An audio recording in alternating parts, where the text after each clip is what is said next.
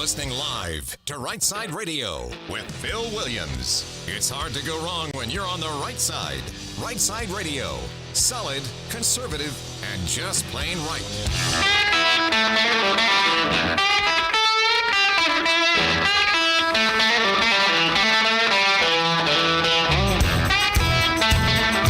Alabama's syndicated news talk leader, Rightside Radio. Phil Williams here live in the Rightside studios. Man, the local, the state, the national, we cover all the issues. And like that dude just said, solid, conservative, and just plain right.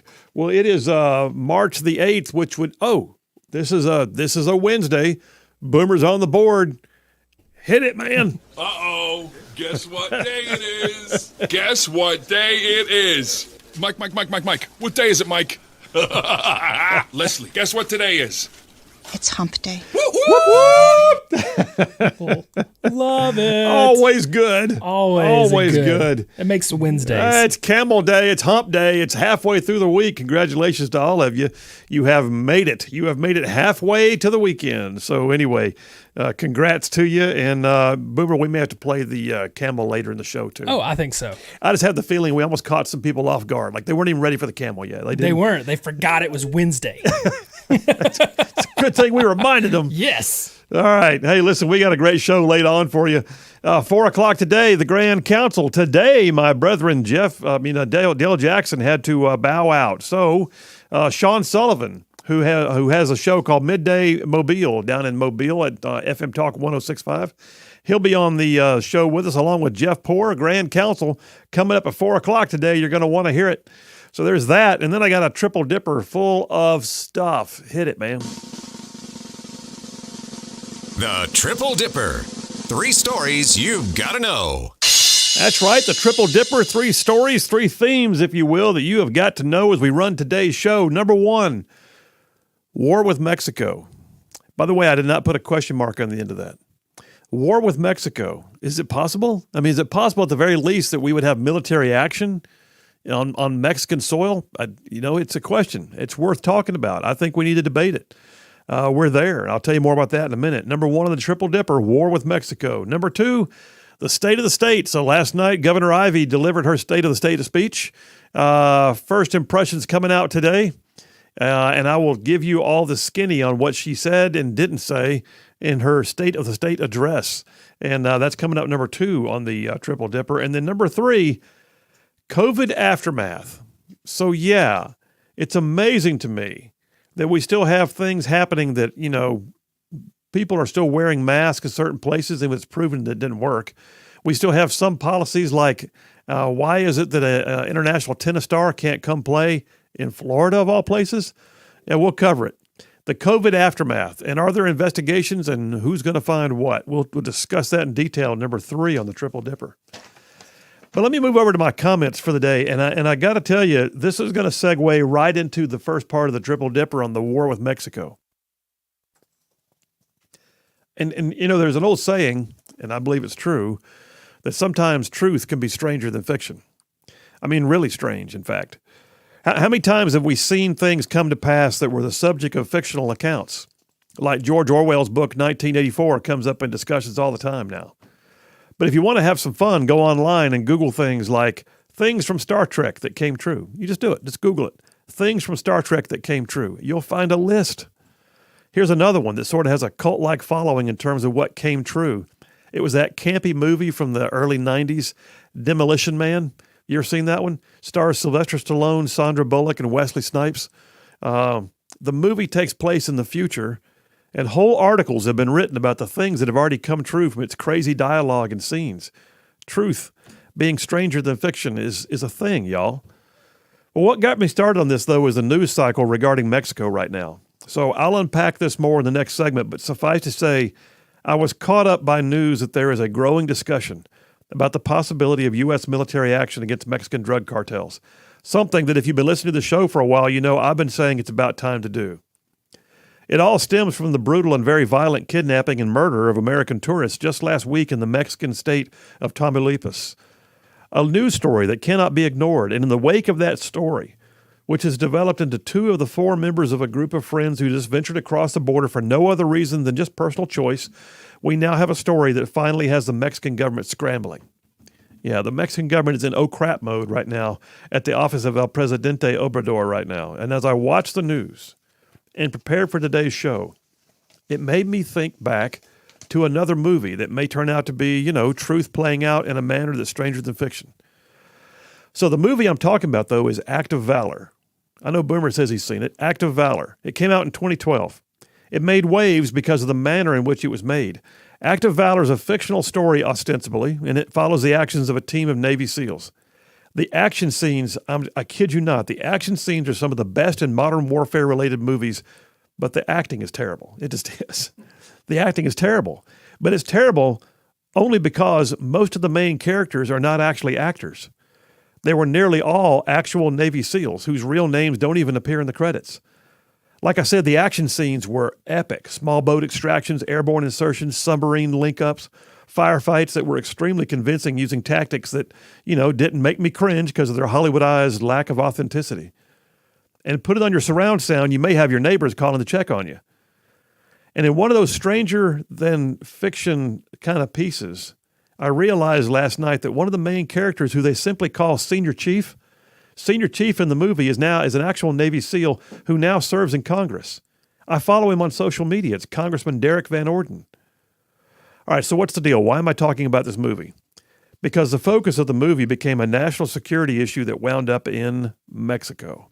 Ah, there it is. And yes, the storyline was very realistic. In the movie, an international trafficker of arms and drugs has a link to a Chechen jihadist who has a newly developed and virtually undetectable type of suicide vest. And the story goes in the movie that the southern border is so porous, and the Chechen knows it. And so he develops the means to get his 60 suicide vests into Mexico, and he intends to link up with drug cartels to use their tunnels and safe houses to access the United States. His intent? Simply kill as many Americans as he can. His plan? Exploit the porous southern border and synchronize the ability of suicide bombers to blow themselves up at places like sporting events, shopping malls, political rallies, busy train stations, anywhere and everywhere that people are gathered, and do it all over the nation. Fear, mayhem, death, economic shutdowns. His goal is to make it worse than 9/11, and it comes via international connectivity between terrorists and Mexican cartels and the use of a porous southern border. Well, as you might imagine, the operators from the SEAL team, they wind up in Mexico, and the fight that occurs is epic and, in my opinion, very realistic. And I also believe it may be long overdue. Ask yourself this question. If ISIS were to launch a killing spree on U.S. soil, would we sit idly by? If Al-Qaeda could pull off another 9/11, would the U.S. simply sit still? The answer is no, of course not. But yet we continue to pretend that the nearly failed state of Mexico was going to somehow make all of this better. In the past few years, the number of Americans who have died just from fentanyl that flooded across our southern border has reached levels never thought of. In just 2021 alone, y'all, over 107,000 U.S. citizens died from fentanyl overdoses right here in the U.S. That's nearly 300 a day. That's 35 times more than died on 9/11. That's almost twice the number of U.S. service members who died in Vietnam. In fact, if you took just that 1 year of fentanyl deaths, just that 1 year, the number of overdose deaths would exceed the total amount of service members that we lost in Vietnam, the First Gulf War, and the entire 20-year global war on terror combined. This does not even take into account the fact that the toll keeps rising. It's only 1 year is what I quoted you. It's going on and on. Even here in Alabama, where it was announced just this past week that fentanyl has already killed 100 people in the first 2 months of the year in one Alabama county, just one of our counties. Well, then consider the other drugs, the human trafficking, the number of terrorist watch list names that have been detained. My friends, the United States population has grown by almost 2% since Biden took office on the illegal border crossings alone. At what point does the southern border move from being a social crisis to a security crisis? Well, I contend we're there now. Now, I'm not so hawkish that I cannot recognize that military action by the United States in Mexico is an extreme escalation. My preference would be to bolster Mexico to rescue itself. But consider this on the lowest possible level. Think of it this way. If you discovered that the neighbor across the street from your house was a violent individual who had a meth lab in his garage, and there was reason to believe that he wanted to harm your family, would you let your child attend a sleepover at that house? Would you sit quietly and hope they would just move away? Or would you put safeguards in place and tell your kids to avoid that house, maybe call the police to ask for assistance? Well, that's where we are with Mexico. Mexico is our failed neighbor whose house is not safe for us to visit. Mexico allows the export of dangerous substances with complete disregard for our citizens. Mexico, at the very least, is a safe haven for people who mean us harm. At the very worst, it is complicit in the harm. So I'd like to see a return to the Mexico of old, a vibrant partner right here in the same hemisphere. But at this point, I'm going to be honest with you, I will not blink if a Tomahawk missile takes out a cartel drug lab, or if a special operations team goes down there and captures a cartel leader and brings him back here for justice. Nor will I flinch if I learn that snatch and grab missions bring bad guys to justice on both sides of the border. It's that bad, and I'm tired of it. And in my view, we're looking at a situation right now where fiction has become the truth of our day-to-day. And we need to do something about it. And that's a wrap for the Right Side Way. All right, hard words. And I know it. I know it's hard words. I'd love to hear your thoughts on it. Are we there? Would you feel like we have done something wrong if we put a missile in a drug lab in Mexico? Your thoughts. I mean, you're welcome to call in and tell me. 833-687-4448. But I'm going to be honest with you. If this was ISIS doing it, we would have already done something.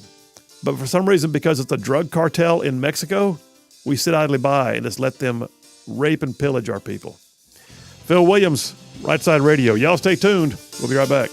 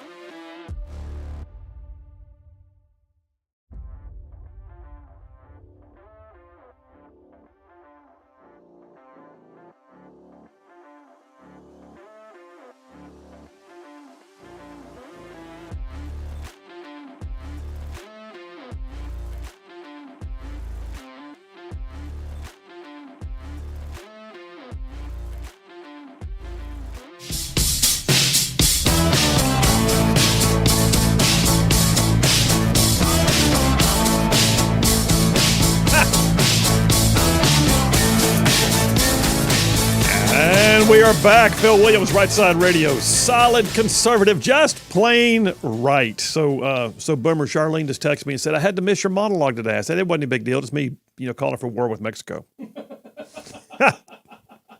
biggie. No biggie. No big deal at all. Just Phil's getting kind of hangry. Have a Snickers bar, Phil. Hey, new on the text line. Shout out to Big Dave from Woodstock. We're Big glad. Dave. Big Dave from Woodstock. We're glad you're on the text line there, buddy. I had a number of text messages. Let me see what all I got. Yeah. What I got here? What's going on here? Raven from Russellville. A soft veteran, if I'm not mistaken, a special operations guy. He says, I'm a bit long in the tooth, but nothing would give me more pleasure than giving some Mexican drug dealers and human traffickers a 556 ticket to their final judgment. Just saying. I said, I remember back some years ago when the commander of Special Forces, the SF commander, said his preference was 556 diplomacy. He called it 556 diplomacy. Gotta love it. Yeah, I got some rowdy people out there in ruffian land, man. I'm going to tell you, there's some people ready to take the high ground, or for that matter, the low ground, whatever it is. Ike from Somerville just says, "Nuke them till they glow, then shoot them in the dark. Problem solved." Nice. Frank from Huntsville texted in, says, our government puts out warnings to Americans about the Mexican cartel and going into Mexico, but we have the most relaxed border policies I could ever remember. True. In fact, I've got an article here in a minute that I'll get into as part of number one of the Triple Dipper. But basically the article says is basically put your affairs in order before you go to Mexico. That's what it pretty much says. So yeah, I'll cover that in a minute. Jeremy from Huntsville just giving me the kudos on the opening for the day's show. Appreciate it, sir. Thank you very much. John from Huntsville says, war with Mexico. Should I get my grenade launcher? Sure. John from Huntsville, go right ahead. Get your grenade launcher. I recommend you not loading it until it's time to go. Adam from Decatur texted in, I guess because what I had said about the fact that the Triple Dipper today contains a whole section on COVID aftermath. He says, Huntsville Hospital still requires masks, a clear example of virtue signaling. I did not know that. Well, anyway, you want to text in, the number's there for you, 833-687-4448. That's 833-68-RIGHT. That's the phone line. You can call it or text it. If you text it for the very first time, like you've never done it before, like it is truly your first time, tell us your first name and where you're from, and we'll plug you into the system along with hundreds and hundreds and hundreds and hundreds of people who are now in the text line. It's just, wow. Who's that one from, Boomer? It's JT from Lacey. JT from Lacey Springs. What did he send us? It's a picture of a shirt. Of a T-shirt. Of a T-shirt. It's not a gun. It's a high-speed wireless communication device. It gets the message across. Raven from Russellville just chiming in on my 556 diplomacy, says amen. Susan from Elkmont, she says, are we sure that with all the arms we're sending to Ukraine, the cartel isn't better armed than us? I got news. If you saw the firefights that they were having down there not long ago with the Mexican National Guard, there was some serious firepower. Now, I don't know what they have in terms of, heavy weapons. I don't know to what extent they have the ability to, take out aircraft or armored vehicles or whatever else. But they've certainly got it going on when it comes to small arms. There's no doubt. But how long do we sit idly by and let this happen? And when I say idly by, I mean we're sitting idly by. We're doing nothing about it. We just had 4 people, Americans, who, ill-advised or not, they went down to Mexico with no other purpose in mind than just a personal trip. Apparently one of the ladies wanted to get a medical procedure down there because it was cheaper, which was an elective procedure that I'm sure she's regretting now. But she and 3 other friends went down, and 2 of them were killed instantly. One of them is still nursing a gun wound, and I think she's the only one who is not shot. And they were held captive for several days. What the heck, man? That's right on our southern border, and that's just Americans traveling in. Not to mention what's happening on our side of the border, which I'll get into in just a minute. So this is a legit national security issue. This cannot be considered a social justice issue anymore at all. Disabuse yourself of the idea that this southern border is merely a social justice issue. It is not. I don't care how many times Ocasio-Cortez puts on her fancy white outfit and goes down there and cries by the fence line. It is not a social justice issue. People are dying. And they're not just dying in a little bit, they're dying in droves. And oh, by the way, even if you don't care about U.S. citizens, how about the number of immigrants that are trying to get into the country that are dying in the process, or being trafficked in the process, or being abused or raped in the process, or having their life savings stolen from them in the process? We find babies in the desert that have been abandoned. We find dead bodies in the Rio Grande. One sheriff said that he finds a body nearly daily in the Rio Grande River in his sector. I'm just telling you, folks, the death toll of having a weak southern border, that alone should be something that causes shame and despair in the White House. At least try. Well, we're going to cover some things here in a minute. It sounds like the Biden administration may actually be changing some of its policies. Woohoo! Is that right? Pray tell, could it be they're going to, I don't know, reinstitute stay in Mexico? You can't make this stuff up. But unfortunately, you can't make this stuff up. It's real. And truth is worse than fiction right now on the southern border. All right, folks, Phil Williams, Rightside Radio. You guys stay tuned. We will be right back.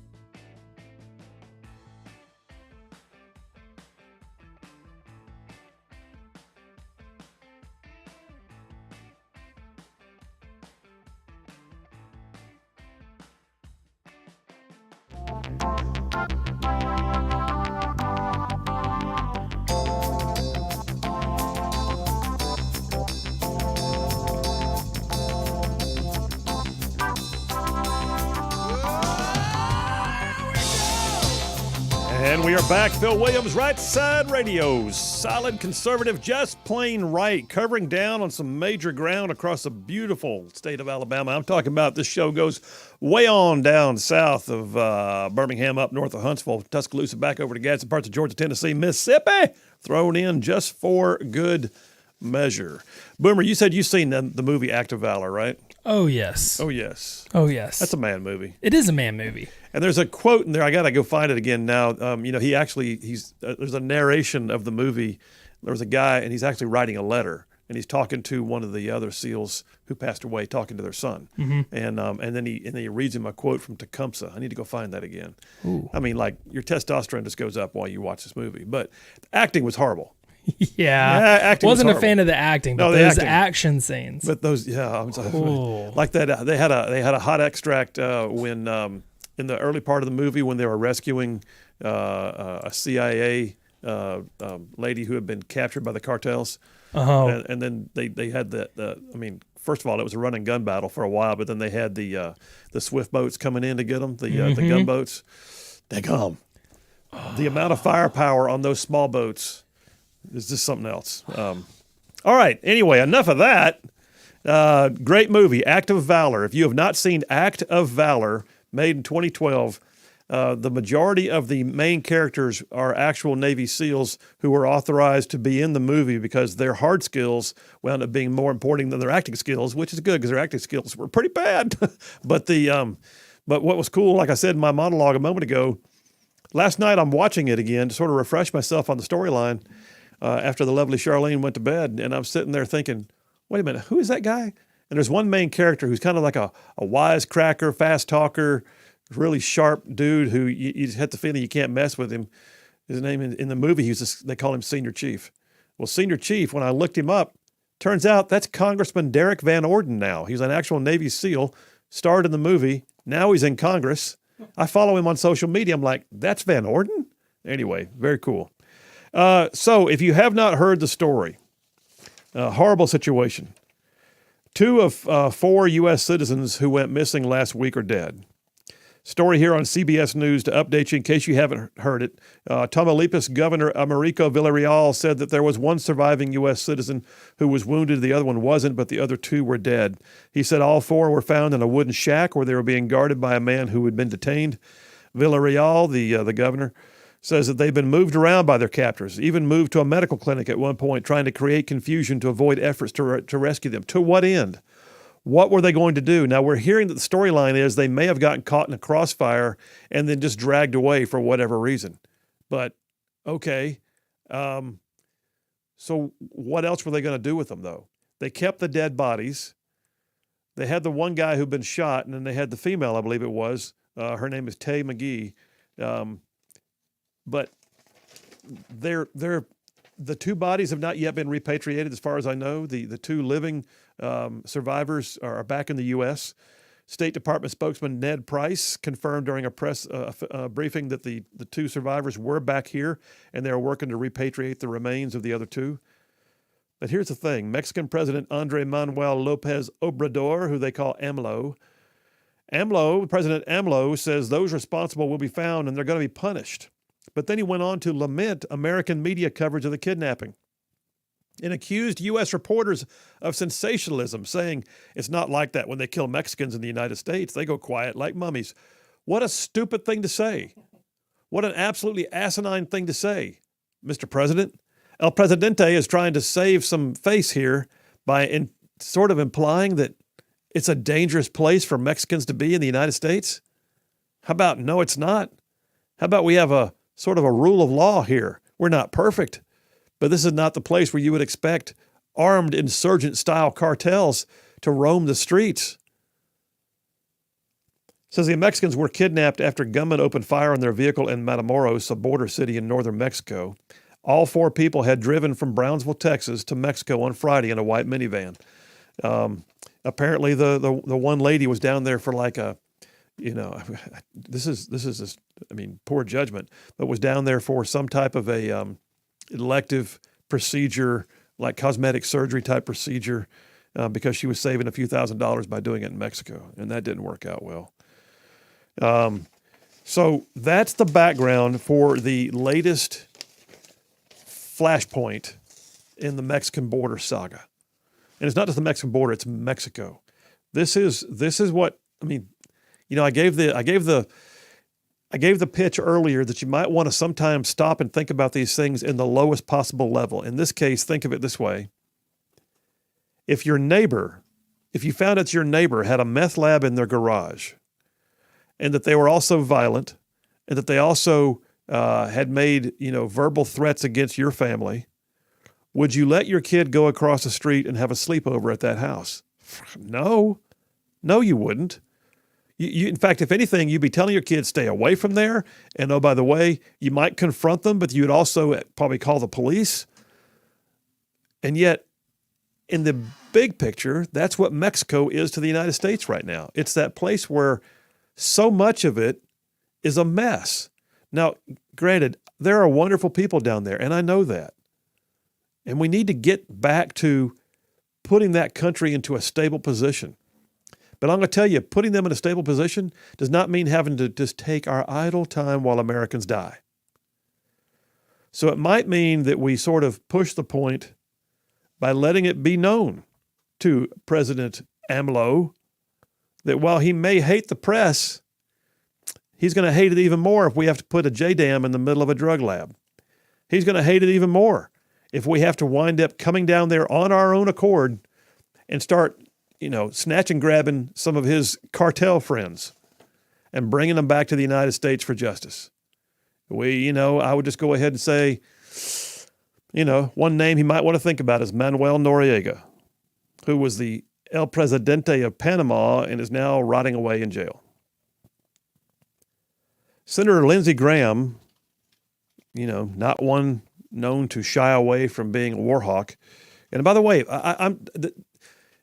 am I an Army Ranger? Yeah. Am I good with the idea of military force when necessary? Yeah. Am I asking for war? No. Anybody who's been to war knows you just don't want more of it. But you also recognize that it is a means of foreign policy when all else fails.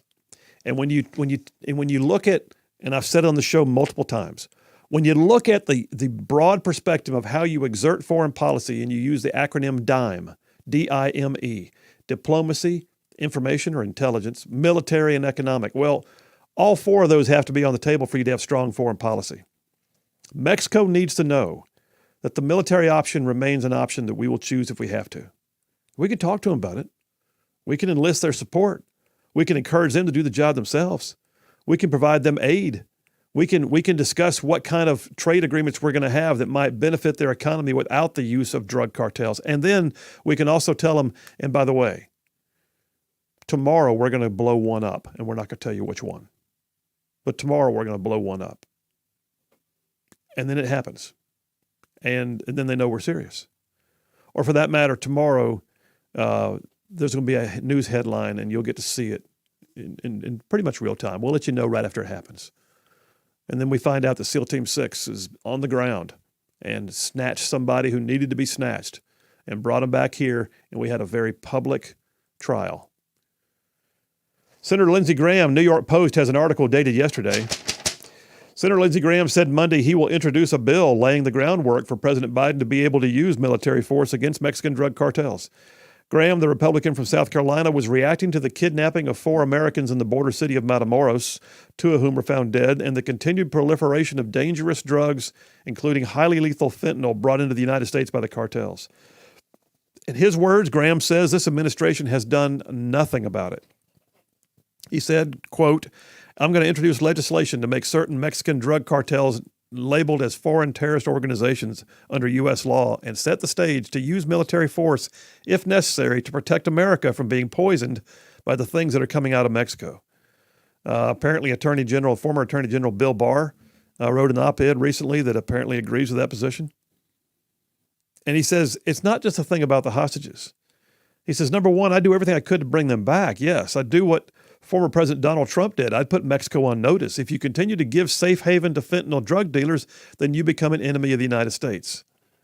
He says, I would tell Mexico, clean up your act or we will clean it up for you. And there you go. But here's what Mexico's dealing with, by the way. We talked about this before. I did a show one day where an entire part of my Triple Dipper was on whether or not the legitimate question can be answered yet as to whether Mexico is a failed state. And they're not. They're not a failed state yet, but they are a failing state. They are a faltering state. Wall Street Journal has a piece that came out 3 days ago. The headline of it is The Narco Threat to Mexican Democracy. Now, when you and I go to the polls, about the roughest thing we have is whether or not the polling station appears to be running well, or whether somebody forgot to bring their photo ID. Well, Wall Street Journal, 3 days ago. Political party officials carted off by armed men in pickup trucks. Candidates made to withdraw from election races under death threats. Citizens denied the secrecy of the voting booth. Gun-toting thugs stuffing ballot boxes. A severed head with open eyes rolled into a polling station on voting day. These are a few of the acts of terrorism allegedly perpetrated by Mexican drug cartels before, during, and after the recent June 6, 2021 local and federal elections in 7 Mexican states. There was a large report that was done that was put together and hand-delivered to the Organization of American States in Washington in August of 21, and it outlines the coercion, intimidation, terror, and even murder to ensure election outcomes that are favored by the cartels. They don't want anybody to give them any trouble, so what they do is they make sure that everybody knows on election day who the boss really is. It's the cartels, and then they face no punitive action for it. And this is happening right now below our southern. This is happening. You can throw a rock to some of the places where this is happening from U.S. territory. And don't think for a second that, well, it's a good thing it happened on the other side of the Rio Grande. It bleeds over. When you have lawlessness at the next house, it happens on your fence line, and then it happens in your yard, and then it touches your house, and that's where we are. All right, well, listen, let's go ahead and do this. Boomer, take me to a break, brother. We'll do that right now. We'll come back and continue this conversation. I can see I got a bunch of texts. I might want to go ahead and review some of those too. What did the Biden administration say it's about to do? Is it going to be putting Trump policies back in place on the border? Holy cow. Y'all stay tuned. I'll tell you. We'll be right back.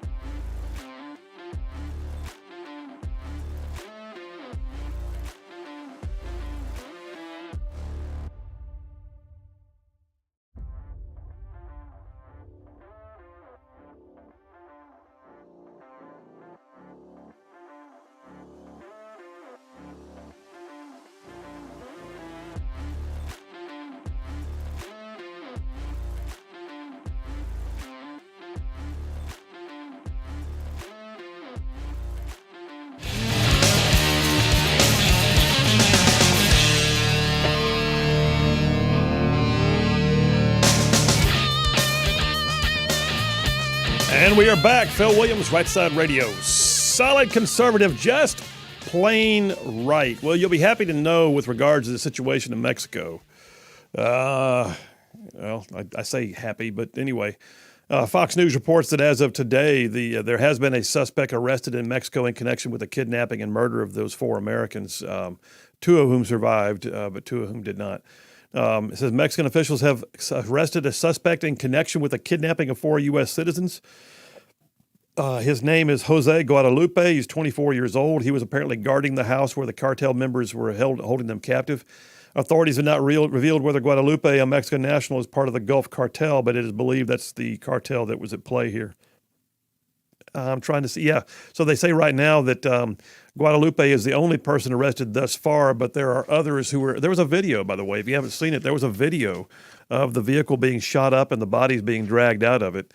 So it's obvious that there was more than one man. All right. We'll see whether he's going to be the fall guy, the one that the cartels decided to dispose of because they realized they had to get this hot tamale off their plate. Here's an article that, golly, man, I read this thing. So I'll tell you. So several of y'all have texted in. One, Lynn from Knoxville, says, hey, I'm headed to Mexico Friday, Lake Picachos, bass fishing. Pray for me. And I said, blessings, Lynn. And I mean that. Have a great time. Have a great time. And Lynn, I get it. I mean, your prior service, you've got some life experience, and so blessings on you, my friend. But I'll tell you, the travel warnings are in place right now for a lot of Mexico. Tamaulipas, Mexico, KAR Channel 11 out of Texas says 2 Americans are back and recovering in the U.S. after a deadly kidnapping that left 2 others dead. That area, Tamaulipas, it says, is known for having a high penetration of organized crime, so much so that we can't even trust the numbers of violence that come out of there. The State Department issued a level 4 do not travel warning for the city of Matamoros. That's right on our border. Listen, that is so close, you could yell from one side to the other, from our border to them. That's how close Matamoros is. Matamoros is a border city, and we have a level 4 do not travel there warning from the U.S. State Department. It's the highest warning they can give, by the way. So yeah, they recommend, by the way, that if you have to be there, that tourists stay at their resort and don't do anything like attempt to buy drugs on the street or something like that. And they say that your risk factor, this is interesting, your risk factor goes up if you have religious tattoos, flashy jewelry, or are a man in your early 20s or 30s who the cartels often see as rivals. The Biden administration has since imposed some sanctions against cartel groups, including the Gulf Cartel, which is the one believed to be at fault in this kidnapping. But get this. There are more than 24 travel warnings in place, some of which stem from previous years, like the state of Quintana Roo, which is where the popular Cancun destination site is. But here are the tips that they recommend. So I look at this and go, what this list that I'm about to read to you says, this list just basically says, if you're going to Mexico, put your affairs in order. When's the last time you heard anybody say that about your vacation destination? I know Boomer's giving me the look. They're basically saying, so you're going to Mexico. Here's the tips they strongly encourage. Enroll your trip in the State Department's Smart Traveler Enrollment Program. It just tells them that you're there, all right? Draft a will and designate your insurance beneficiaries. I kid you not, it's on the list. Discuss a plan with loved ones regarding the care and custody of your children, pets, property, and belongings. Yeah. Share your important documents and login information and points of contact with your loved ones so they can manage your affairs if you are unable to return. This is the list. I'm reading you the list. I'm reading you the list. You are. I'm holding the I list see it. right here. Right there. Hold it up to the camera. It's highlighted. I'm not even reading all of it. Here's one. Establish a proof of life protocol with your loved ones so that if you are taken hostage, they will know specific questions and answers to ask the hostage takers to be sure that it is actually you and that you are alive and responding. God almighty. And this is maybe my favorite. Leave DNA samples with your medical provider in case it's necessary for your family to access them. DNA samples. So they can. So if all they find is a finger, they can test it to see if it was your finger. Whoa. So if they find pieces of you, they can test it to see whether it's really you. This is pretty jacked up. That's really jacked up. All those honeymooners are going to be doing this. Who's the honeymooner going down there? Is what I don't wanna know.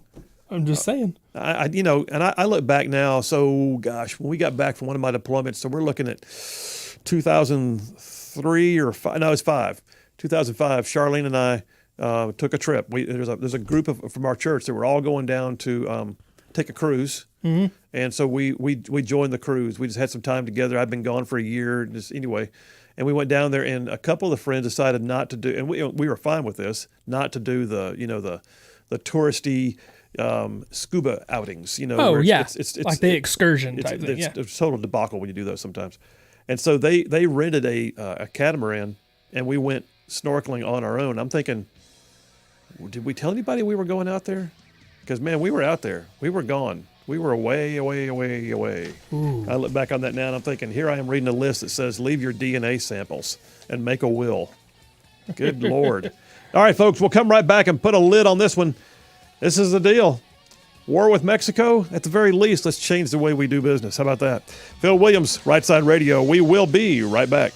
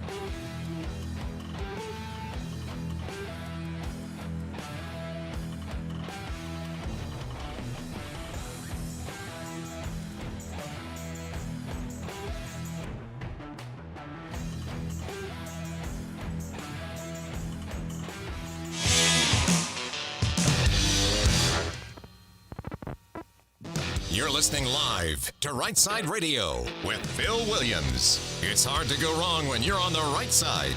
Rightside Radio. Solid, conservative, and just plain right.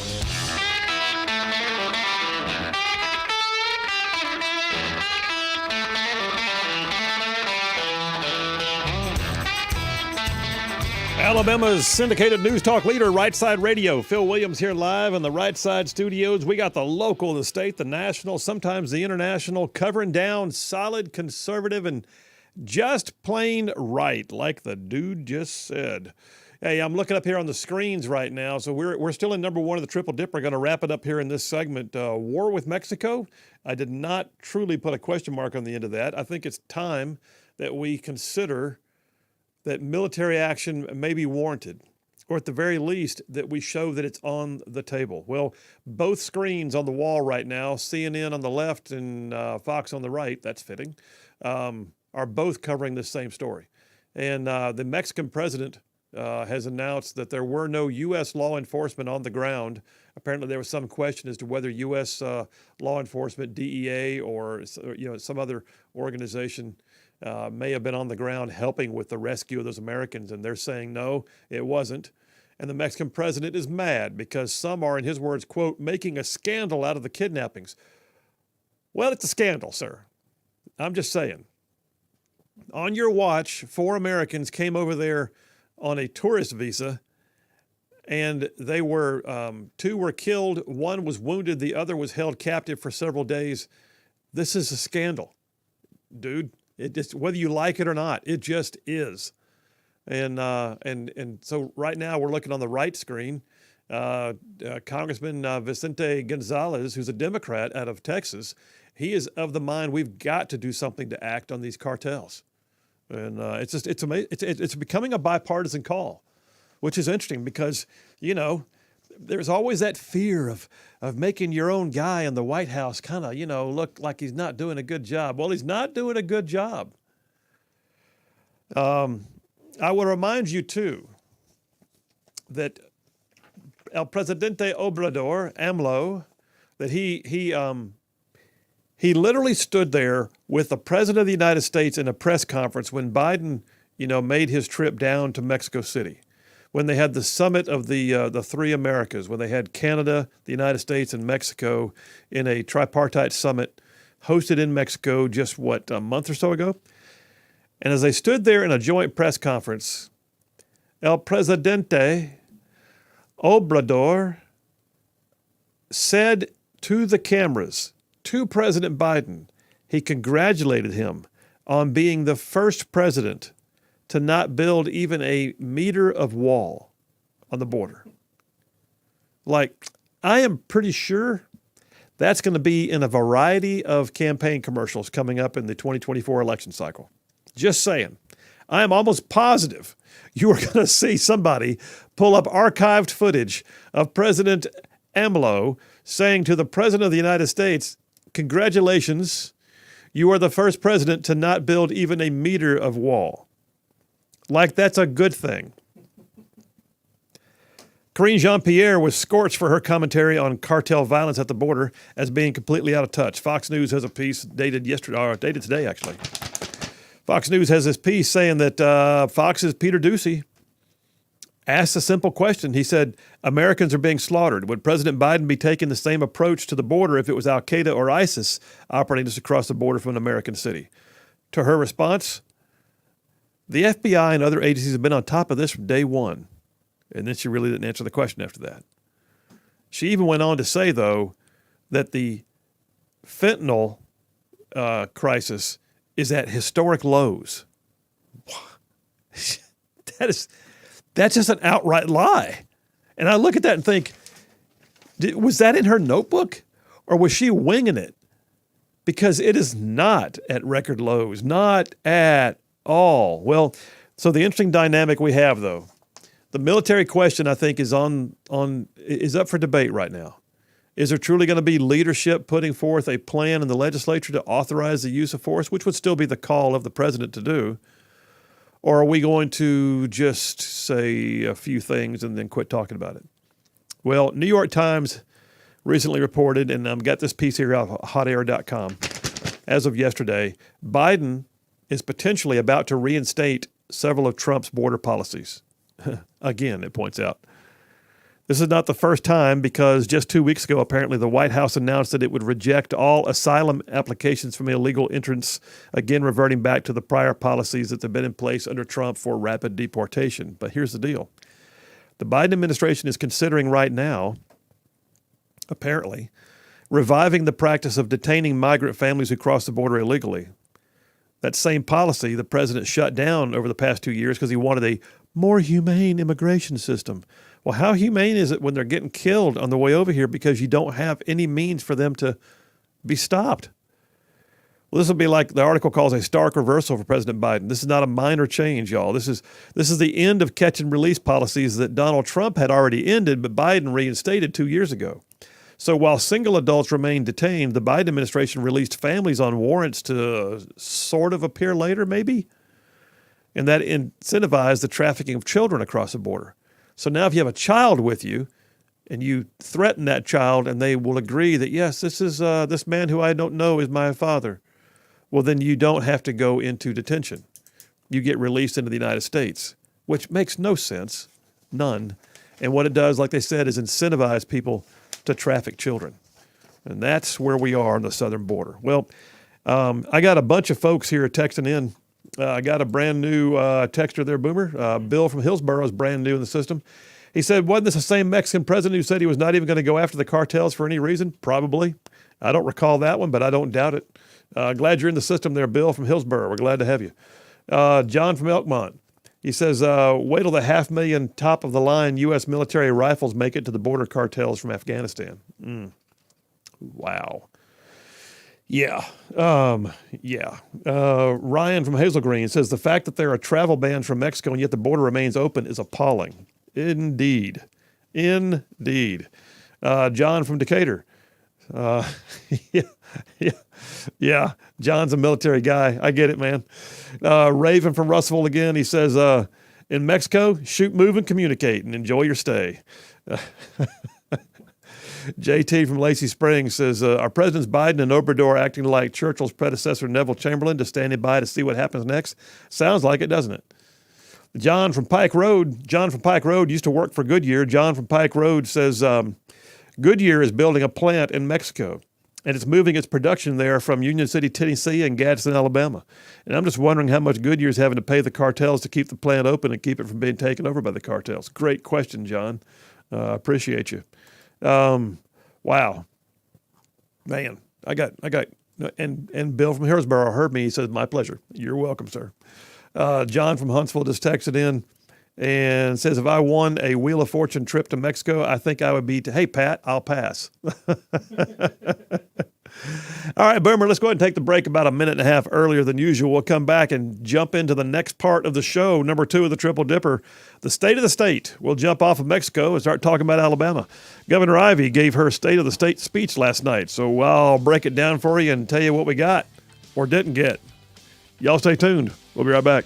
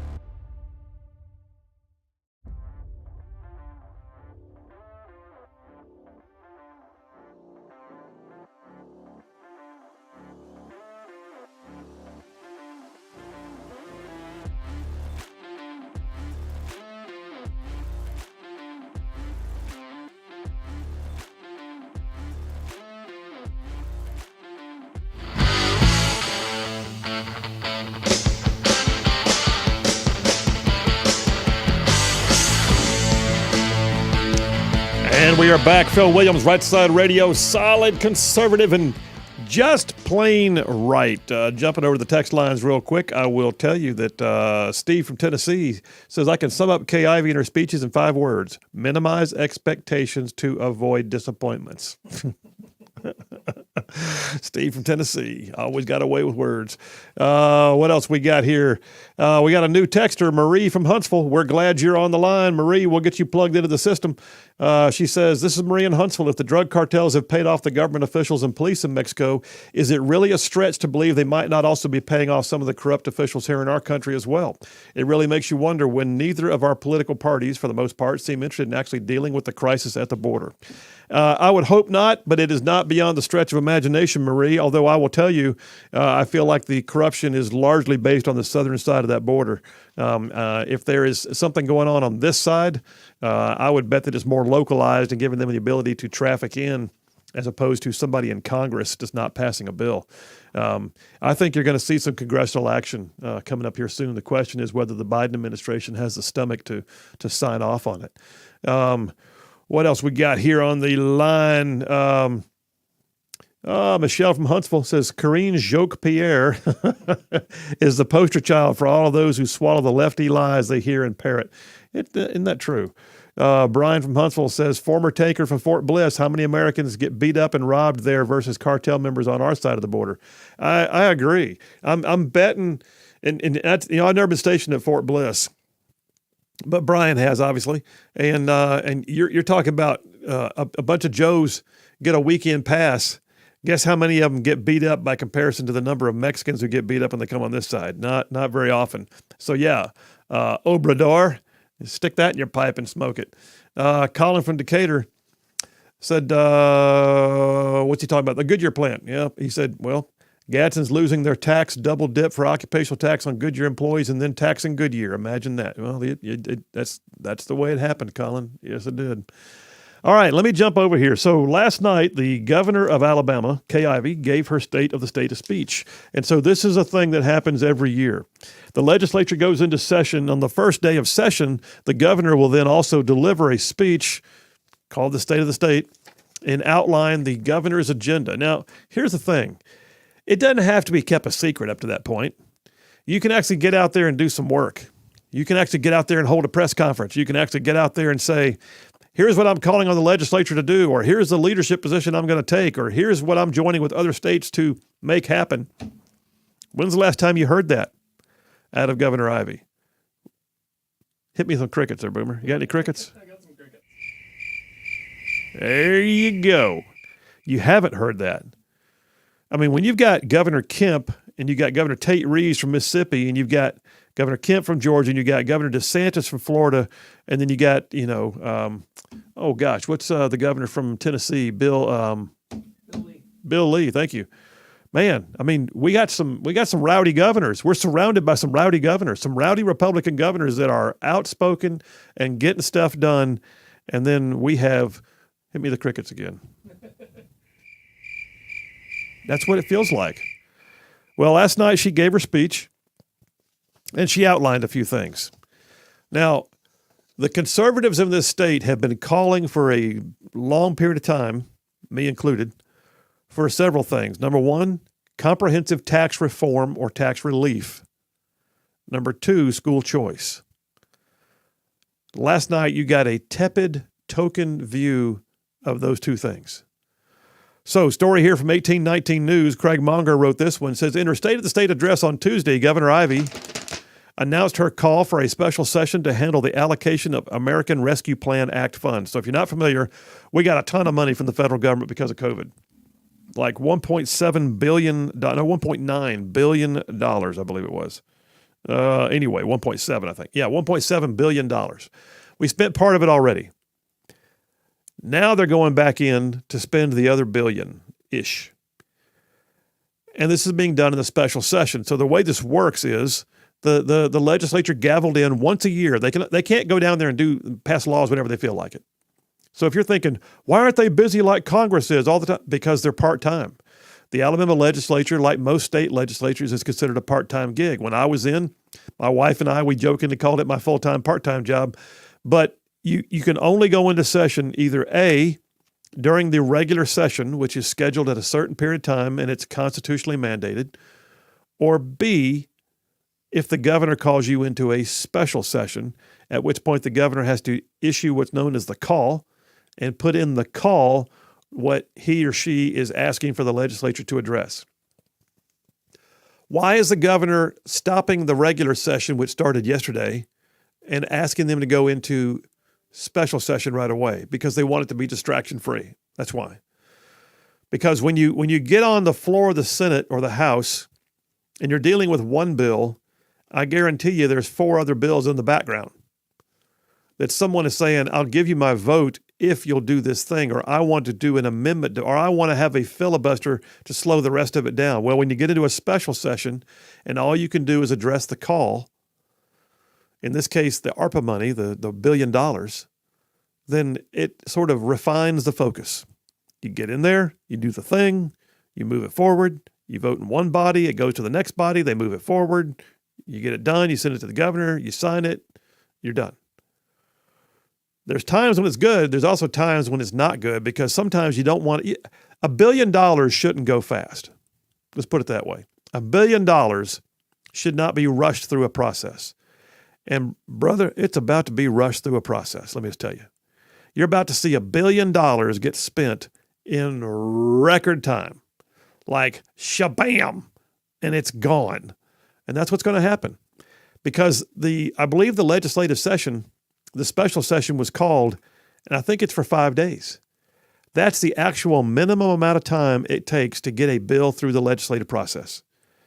Because the way it works is, and if I get too much in the weeds, I apologize, but the way it works is a bill gets dropped in, which is the formal introduction. You drop it off with actually hand it to the clerk with your signature on it and the signature of any co-sponsors. It's called dropping it in. You drop the bill in.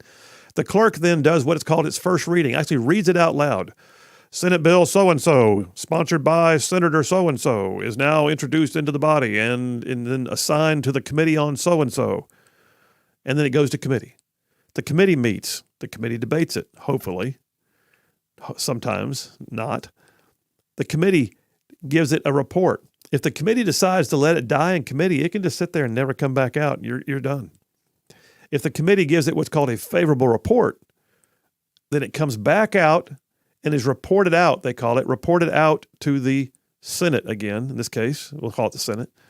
And the Senate then announces the second reading. The Senate bill number so-and-so has now received a favorable report from the committee on so-and-so and is therefore, transferred to the committee on rules. Rules then decides when it comes to the floor. And the rules committee can bring that thing in a special session, just bang, bang, bang, bang, it's done. It's out. You vote on it in the body, and then it gets transmitted from that house to the other body where they do the exact same process.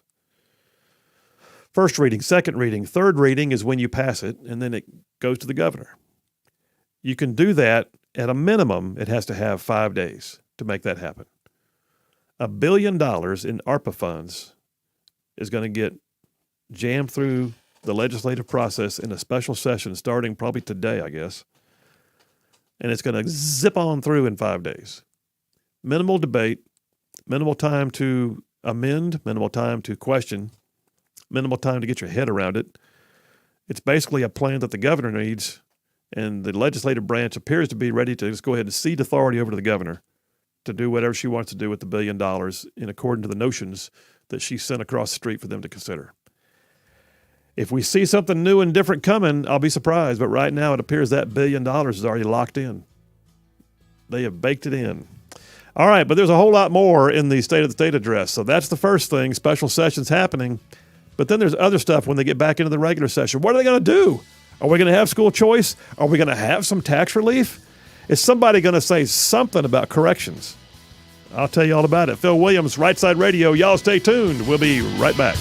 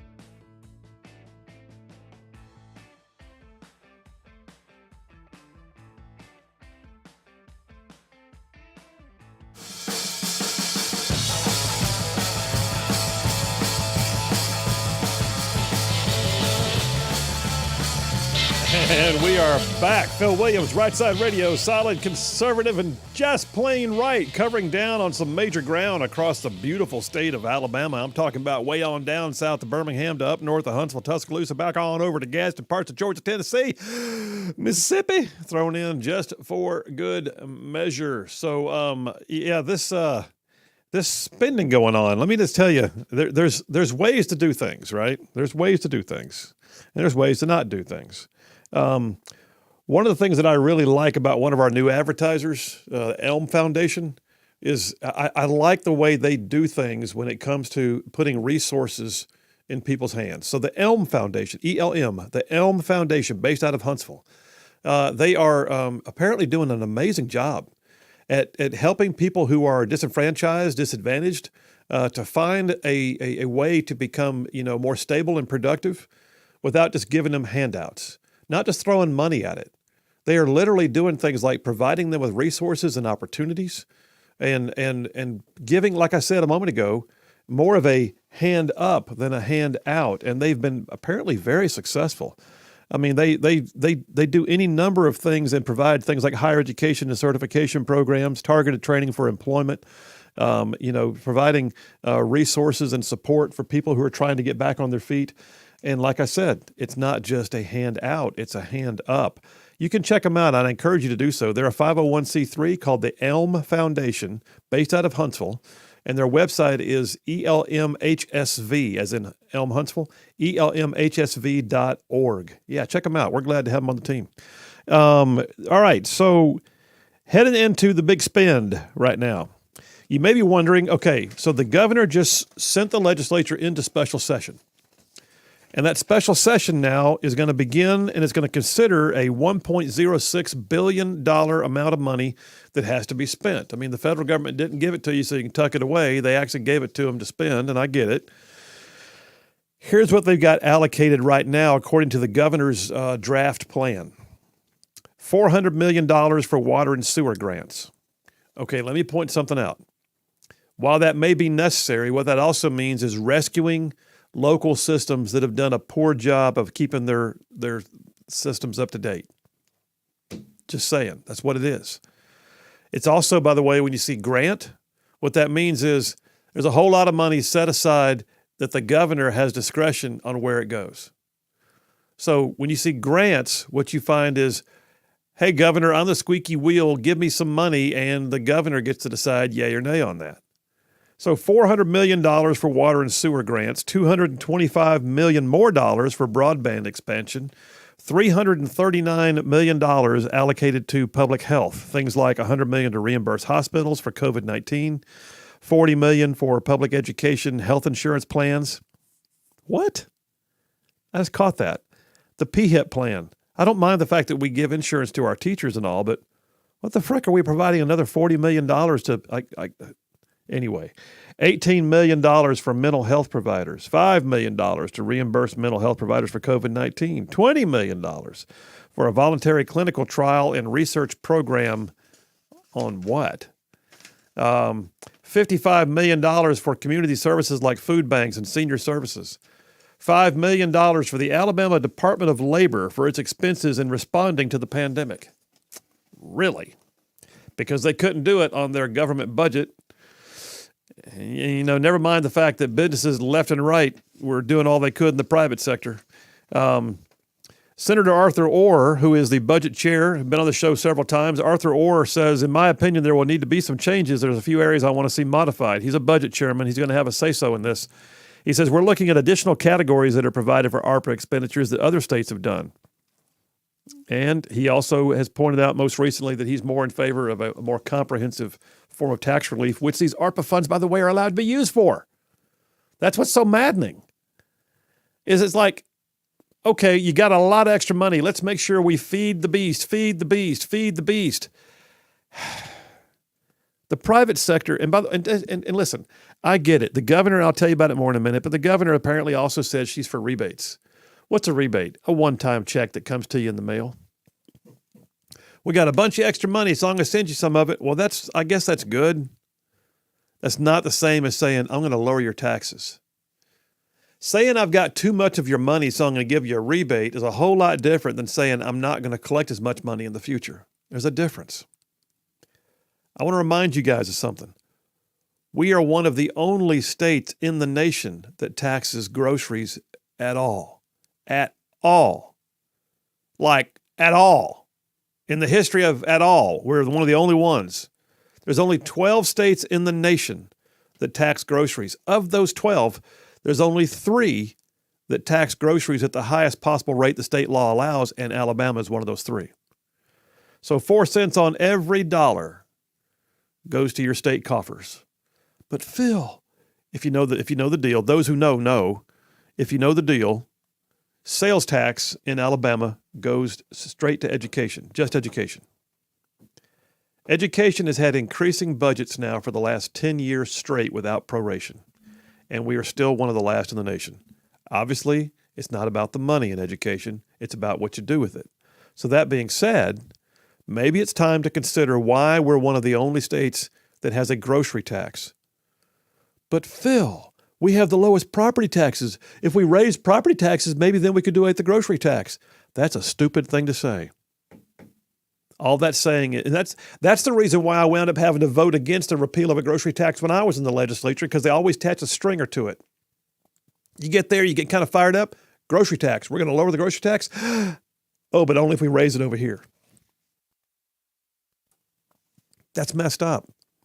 When you have this level of a surplus, and oh, by the way, we put several measures in place since those days that lead me to believe that we can begin phasing out. You don't have to do it overnight. If you're scared of getting rid of the whole 4-cent grocery tax in one whack, then maybe you cut it in half the first year and phase out the next 2 cents over the next 5 years.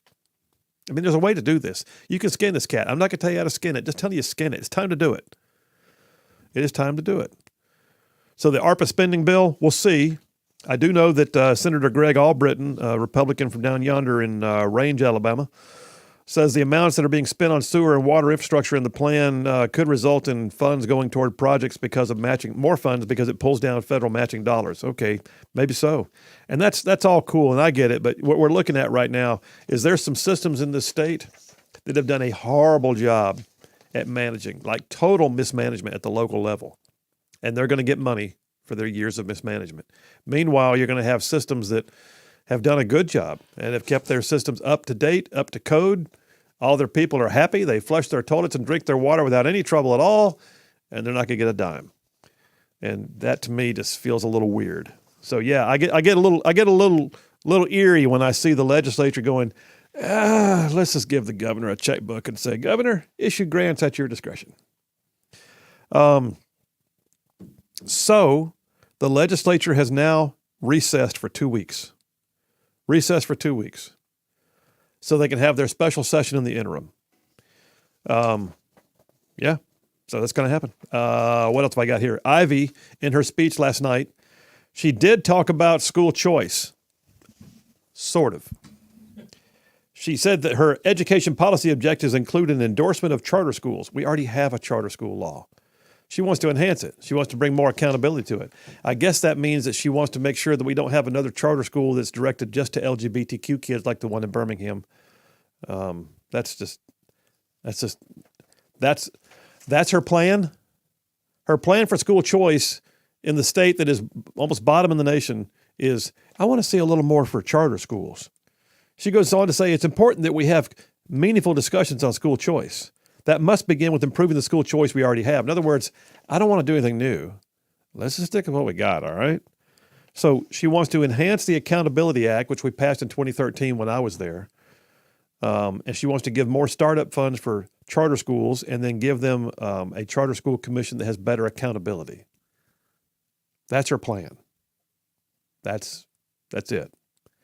That's her plan for school choice. Boom, am I going to have the crickets again? Yeah, you can. Yes.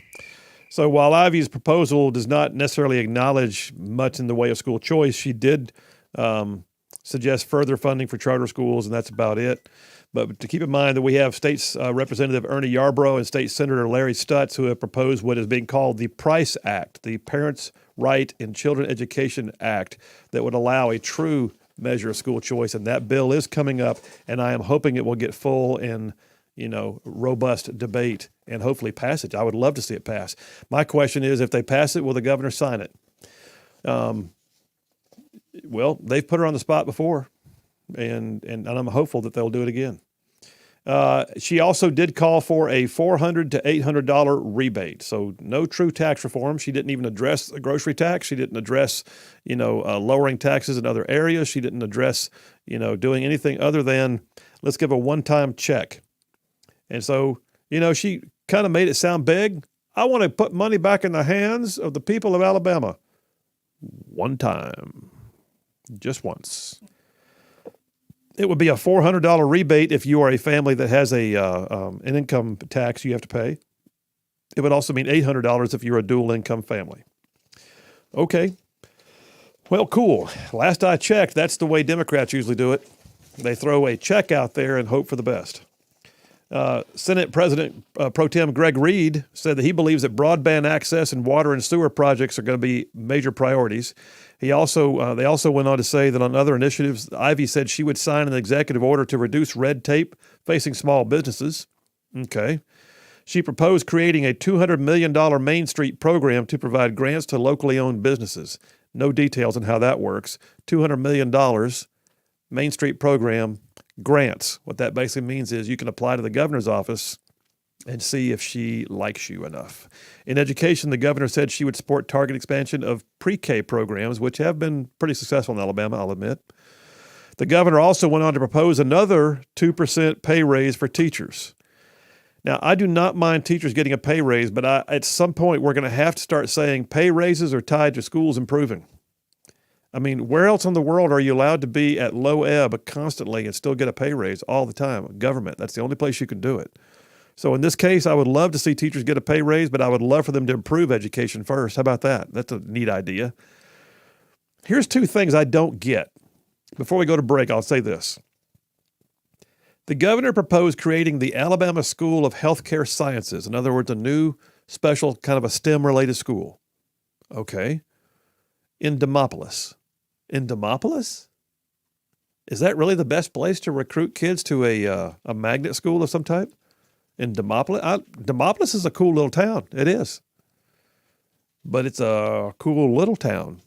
And it's a little bit out of the way. Anyway, down there in southwest Alabama. Beautiful place. Great deer hunting down there. Anyway, the school would be in Demopolis and would offer students in grades 9 through 12 science, technology, and math courses and hands-on clinical training experiences. Okay. Here's the other one that I found interesting.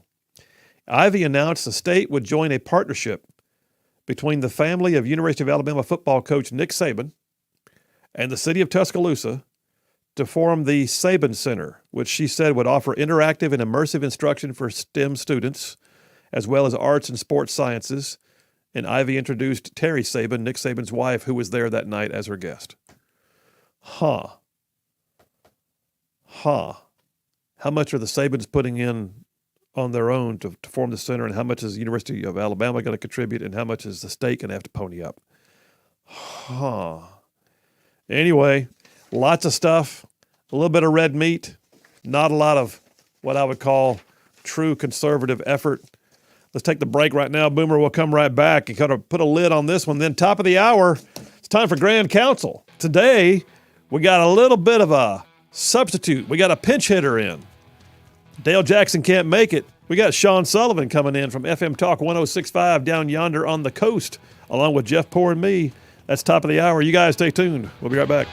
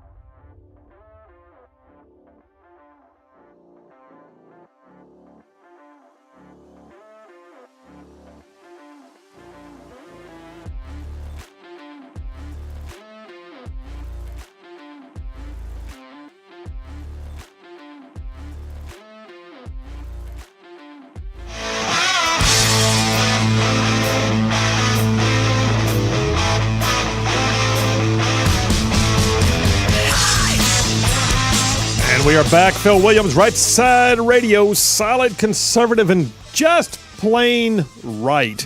Well, hey, I gotta tell you, if you're not familiar right now, the Right Side multiverse has expanded. It just has, and it has in a big way. So, Boomer and the lovely McQueen, his better three quarters, they've got a podcast called The Right Life, which is we download at least 2 times a week. Am I right? That's right. Yeah, it comes out usually every Wednesday with two more episodes. Every Wednesday, a couple episodes. Did you drop a couple today? This morning, Hey! 2 more. It's a blast. Yeah, it's actually going very cool. In fact, I love the interview. I listened to it over the weekend that y'all did with the owners of a Chick-fil-A franchise. And, yeah. But it wasn't really like a Chick-fil-A podcast. It was a podcast about taking risks in life and kind of coming up from nothing and just loving the blessings you've been provided with. It was very Absolutely, and just kind of getting their input on life. Yeah. It was really neat. Yeah, it was very good. So yeah, if you want to check out that, so here's what we do. By the way, every day we do the show live, AM, FM across over half the state of Alabama, and then Boomer, but like literally within minutes of the show being over with, he has taken the show, broken it down into segments like interviews and grand counsel, monologue, whatever, and he puts it all out there in podcast form on every version of podcasting known to man. That is going gangbusters. What are we at right now, by the way? 123,400. Nice. Yes. All right, so 123,000 downloads of the Right Side Radio podcast, and then we added the Boomer McQueen Right Life, and that thing's been downloaded hundreds and hundreds of times already, which is just very cool. Already, it's booming. So it's really cool to see everybody joining in. So is that a joke that is booming? Ha! I didn't even catch it. All right, hey, let me jump back on this part of the Triple Dipper. And by the way, coming up here in about the next 5 minutes, we'll go take our top of the hour break, and then we'll come back with Jeff Poore and Sean Sullivan today for the Grand Council. We do it every Wednesday at 4 o'clock. AL.com, Mike Kaysen. Mike Kaysen's a good dude. Mike Kaysen wrote a piece, headline yesterday, Alabama Governor Kay Ivey to request increases in state budgets.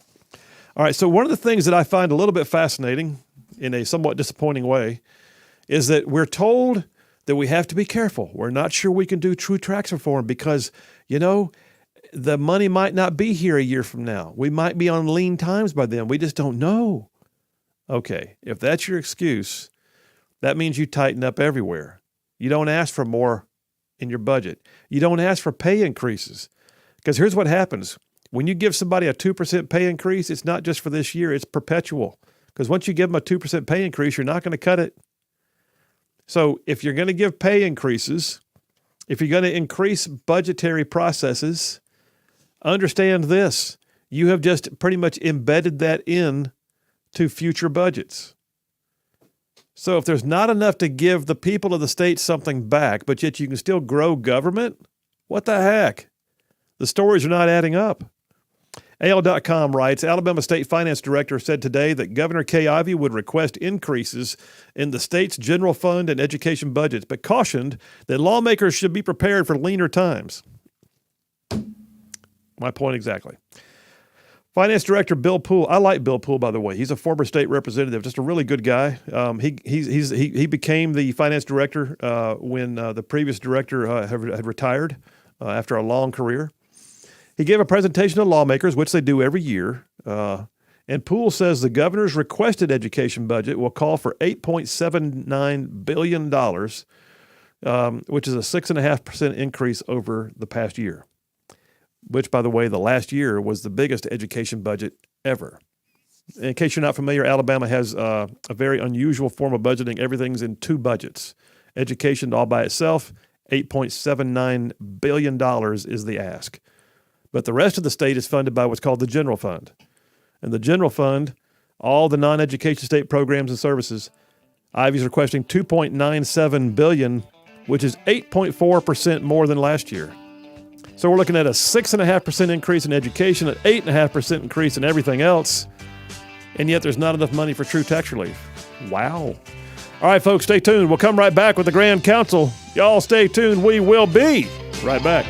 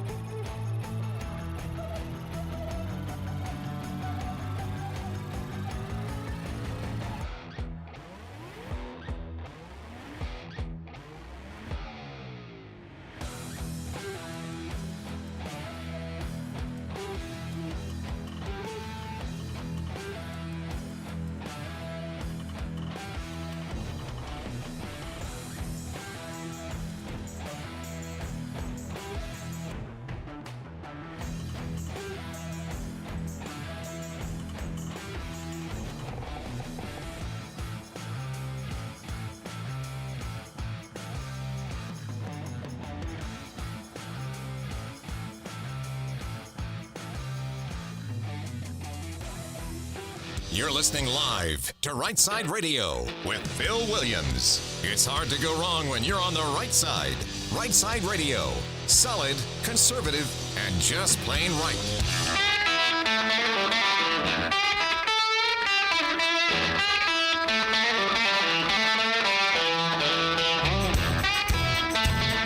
Alabama's syndicated news talk leader, Rightside Radio. Phil Williams here live in the Rightside studios, man. We got the local, the state, the national. We cover down on all the issues. And like the dude just said, solid, conservative, and just plain right. Well, it is that time. It is that time of the week. One of my favorite segments that we do every single week, and typically at Wednesdays at 4 p.m. We call it the Grand Council, where I bring on two of my brethren who are also in talk radio, doing it longer than I have, and we ping each other with questions and just see how we do. Let me go ahead and just tell you, we got a ringer in today. We got a guy in who is pinch hitting. So I'll introduce him first. Sean Sullivan from Midday Mobile, the host of Midday Mobile on FM Talk 106.5, is sitting in today for Dale Jackson. Sean Sullivan, are you here? I am here. I question your judgment having me in as your ringer, but hey, we'll take it for what it is. Just take it as a compliment and run with it, brother. And then also our usual Jeff Poor from FM Talk 106.5, the Jeff Poor Show, and also the executive editor for 1819 News. Jeffro Poor, are you here? I am present. You are indeed. Thank you so much. All right. Well, hey, I pronounce a quorum. Boomer, hit it. Assemble the Grand Council. Ta-da! All right, let's get her done. So first one out the gate. You know the rules, fellas. We ping each other with questions. We don't even know the questions in advance. We see how we do, and we may not always agree, but we love each other when it's done. So, Jeff, I think you're like the traveling itinerant radio guy today. You go first. What's your question? Yeah, I'm from Pelham at my mom's house right now, having fled Montgomery. Hey, Mom. No reason. Mom's house. At your mom's house. I like this.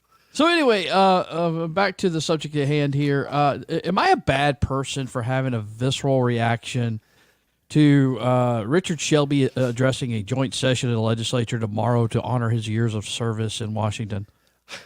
So you want to take that first? I'll go first. Sure, why not? Now, is he saying, "Hey, y'all come to my party," or are they inviting him in and asking him to address his time? I don't know of this thing. They have invited him. Okay, well, you speak to a joint session of the legislature at the invitation of the legislature. Well, that is true. Although you can also ask for it to happen, and certain people will get it. So I would, that does feel a little weird. I guess they're going to honor his years of service and probably name a building after him or a street, or the new state house or something. But I look at it and go, wow, okay, let's just go ahead and get it out of the way. So, Sean, you. Well, of course. I mean, you talk about Alabamians that have, I mean, we're in the legislature, right? And we're appropriating funds, and we're in this ARPA session, right? So we got and Jeff can fill us in. I think they gavelled into special today? They gavelled in and gavelled out. Okay, so if you have a special session going on and its purpose is to spend money, could there be a more fitting person to have honored at that time? I think it's perfect. I think it's perfect branding. Will he bring a check with him, Jeff? What do you think? One of those big checks, like Yeah, after big, you win a giant golf checks. tournament checks. Like the I won the prize check. I am tired of the Richard Shelby celebration tour. We've been doing it for 5 years now, and every columnist in this state has written up. Aren't we glad to have Richard Shelby bringing home to bacon? Look, I will acknowledge what he has done for this state is fine, but can't we just get on with our lives? And can't he just go retire and go drink sweet tea in Tuscaloosa or something? How much more do we have to do with this guy? Jeff, session started yesterday. If they were going to, they couldn't have done it before. So I mean, if they were going to, they could have. They knew he. Right? No, on the calendar, if they're going to do it in session, this is the only time they could. Yesterday would have been the first day they could do it. No. He has been. He announced his retirement like 2 years ago. They could have done it any time since then. Here's what he could have done. Officially retired. You can't. You got to be officially out, and then you do this. What he really could have done was he could have just showed up at the State of the State and taken Governor Ivey's place on the podium and brought the check with him then. That would have been. I don't see them doing this for Jeff Sessions. They haven't done it for any other longstanding senator. This is just grotesque government self-worship. And if you and try to tell me I'm wrong. You're not wrong. I will. You are wrong. Okay, he says you're wrong. I say you're not wrong. But nonetheless, you are there in Montgomery. I look forward to your report on the joint session of the legislature with Senator Shelby. Yay. Barf bag not included. All right, let me go ahead and get the next question before I run out of time. So here's my question for you. The legislature has come into session. They may not have stayed there long today. They have come into session to spend $1.06 billion in ARPA funds. I've seen the draft, and I know you have too. I guess you have, Sean, but I know Jeff has the draft proposed spending plan. Will the legislature buck the governor's spending wish list and add or detract from it in any way? Your thoughts on that? And I'll go with you first, Sean. Gosh, in a big way, would they? No, I don't think they will. We do have questions on the spending portion. I'm kind of more focused on is giving taxpayer dollars back. That were deficit spending tax dollars, giving them back to taxpayers. Is that spending? Okay, if we call that spending, then I think there may be something here. And just because the whisper campaign before session started, I've been one of those squawkers about the state sales tax on groceries a long time. Oh, yeah. And usually I would talk about it, and people say, oh, isn't that cute? That's nice. This year I had more members of the legislature on the show and just listening to people off air that made me think that maybe there's a push for it. I mean, the governor seemed real sure that we should all be very happy with that $400. But, because that's good. I don't know what other families are like, but you put it into the blender that is my family, $400. In 2 weeks, we couldn't even account for it. I got teenagers, young kids, but do I think there may be some bucking of it on a sales, a reduction or some plan out there? I do. Jeff Rowe, you're down there. What are you hearing? Well, there's a lot of confusion as to what's going to happen, and no one's really getting a clear message from leadership. But that they're gaveling in, gaveling out, and moving. So, kind of how they are makes me think that there's something holding it up, and maybe it is that they're going to have to give in to something. They're not going to just let Bill Poole, the finance director, that is, write the bill, and then the legislature's just going to rubber stamp it. It makes you think they're going to have to give up something, but will it be significant? I don't know. But the only thing that bothers me about that draft, Senator, and there's a draft up on Allison now, I'm told, so I need to go back and look and see how similar the drafts are. But it gives way too much spending discretion to the bureaucracy, particularly to ADEM, which is not a very good agency. No. It doesn't have a very good track record. So that's what maybe they need. The legislature needs to put in some kind of oversight mechanism or be a little more specific in where the money needs to go. Well, and here's my piece on this too. I get kind of antsy when I realize that a lot of those things are written as grants that then become the discretion of the governor's office to award at their whim. And I know there'll be an application process and yada, yada, yada. But what it basically means is if the governor's office likes your grant proposal, then they'll give it to you. If they don't like you or your grant proposal, you may not get it. And we're looking at rewarding a number of systems, sewer and water systems around the state that have done a horrible job at managing themselves over the years with grants at the discretion of the governor. So, yeah, I got issues with it. All right, the rookie, Sean Sullivan, you got a question for us? Oh, so this is my chance to ask mine. Okay. Well, we went through one of mine. Well, we'll go here. If you could choose, okay, because this goes back to what we were just talking about, but if you could choose a $4,000 rebate, okay? Now, I know that a $4,000 rebate or ending in forever the state's 4% grocery sales tax. Which one? You get a one-time $4,000 check, or you put it, it's never going to come back. The state's portion of sales tax is gone forever. Which one do you choose? Well, Lord Sean, could you throw in world peace while you're at it? I mean, no, not what's going on right now. No, just I'm worried about Alabama. So which one do you choose? Okay. $4,000's big money. Big money. $4,000. It's big doings, man. It's big doings. But I'm looking at it and I'm thinking, if you want to take the statesman's view, you do complete tax reform, meaning you change some measure of collection. And you also recognize that $4,000, when you start flooding the market in a down economy, all you've done is increase the possibilities of inflation. So those who know. And we say no. So that's my thought with about a minute left. Jeff Rowe, what do you think? You take the $4,000. They're going to raise property taxes, or they'll figure out a way to raise the taxes somewhere else to accommodate for it. So it's just take the money and run. It's not going to be worth much in 15 minutes because of inflation. Spend it on what you got to spend it on. So Jeff's got a bass boat in his future, and he's looking at a $4,000 deposit. Your own question, Sean. What do you think? Oh, absolutely. You take the route you did. We have a sea change gets thrown around. It's such a cliche, but we have a moment because of this. It's this deficit spending money that's already problematic. Let's make the best out of it and change the tax structure to help all Alabamians. And there's one place you can do that right across the board, and that's getting the state out of taxation of the basics of life. I completely agree. All right. And Take on that, the money. Don't be a sucker. Don't be stupid. And on that note, we're going to move to a break. Boomer, go ahead and move us to a break, brother. I am right now in the Grand Council with the Coastal Delegation from FM Talk 106.5. Sean Sullivan, host of Midday Mobile. Jeff Poor, host of the Jeff Poor Show. Both of them from down yonder in Mobile. And Jeff's also with 1819 News. And just little old me, Phil Williams. Y'all stay tuned. We will be right back.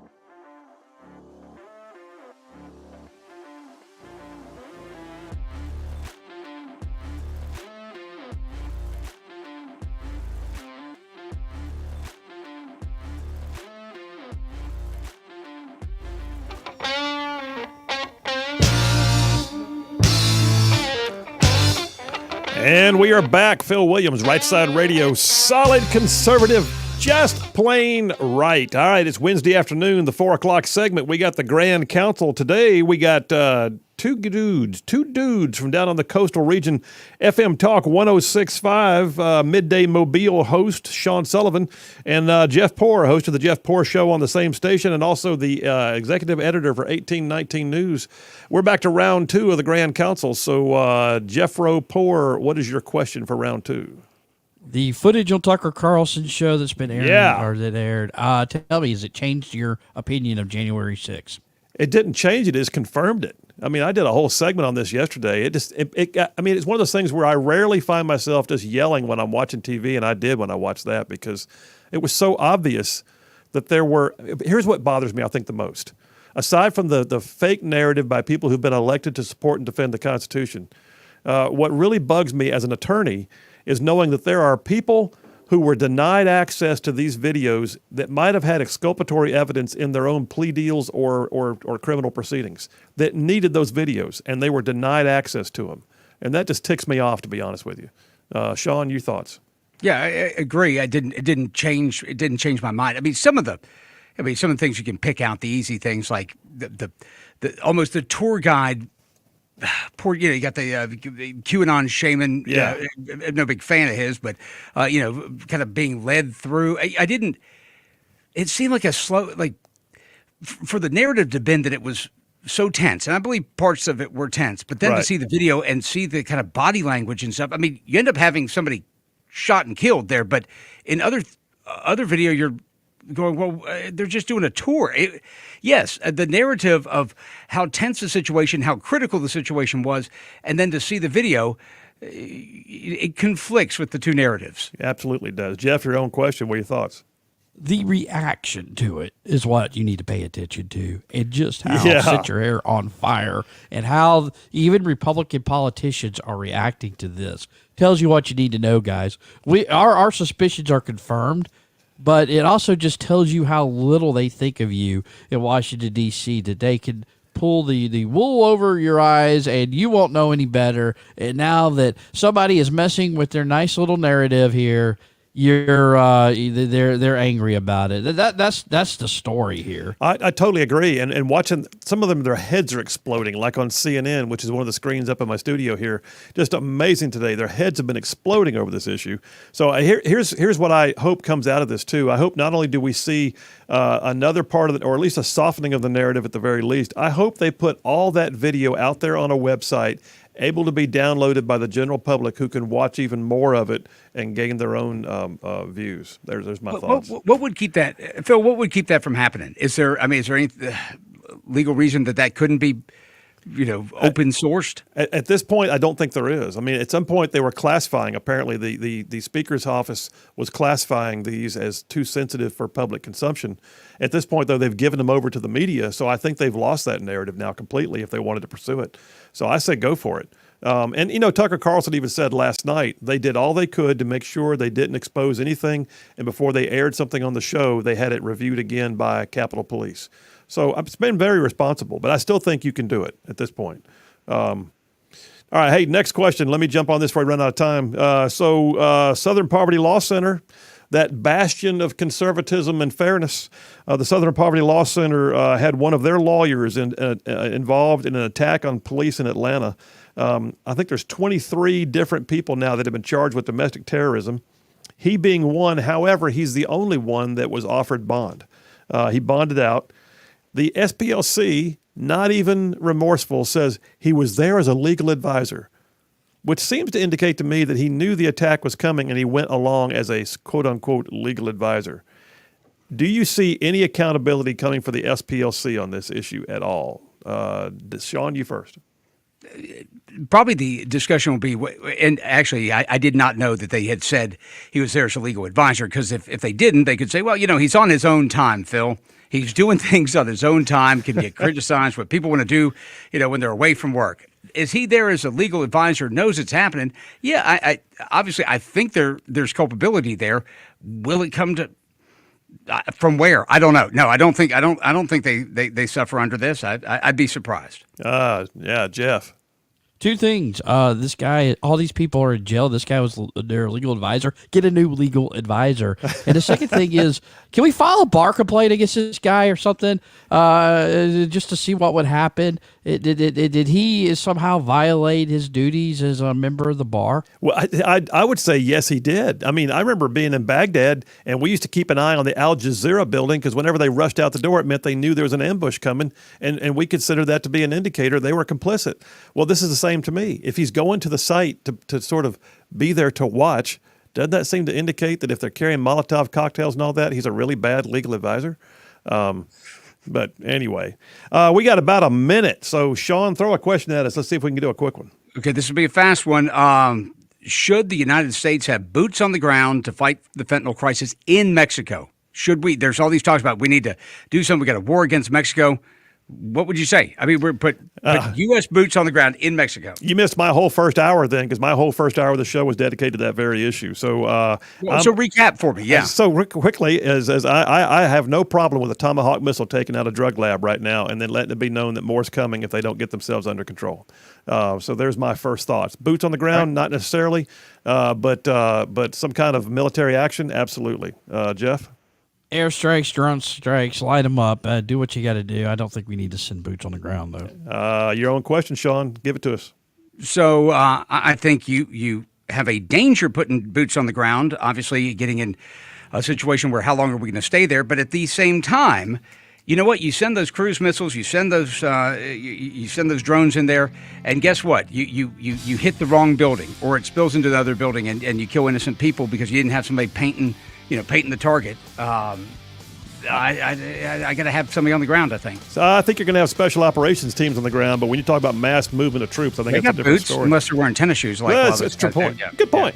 Yeah. Hey, Sean Sullivan, good job, man. Not bad for a rookie. Appreciate you being here today. Thank you. All right, guys, Grand Council every Wednesday at 4. Thanks to Sean Sullivan, Jeff Poor, both from FM Talk 106.5, and me. Y'all stay tuned. We'll be right back.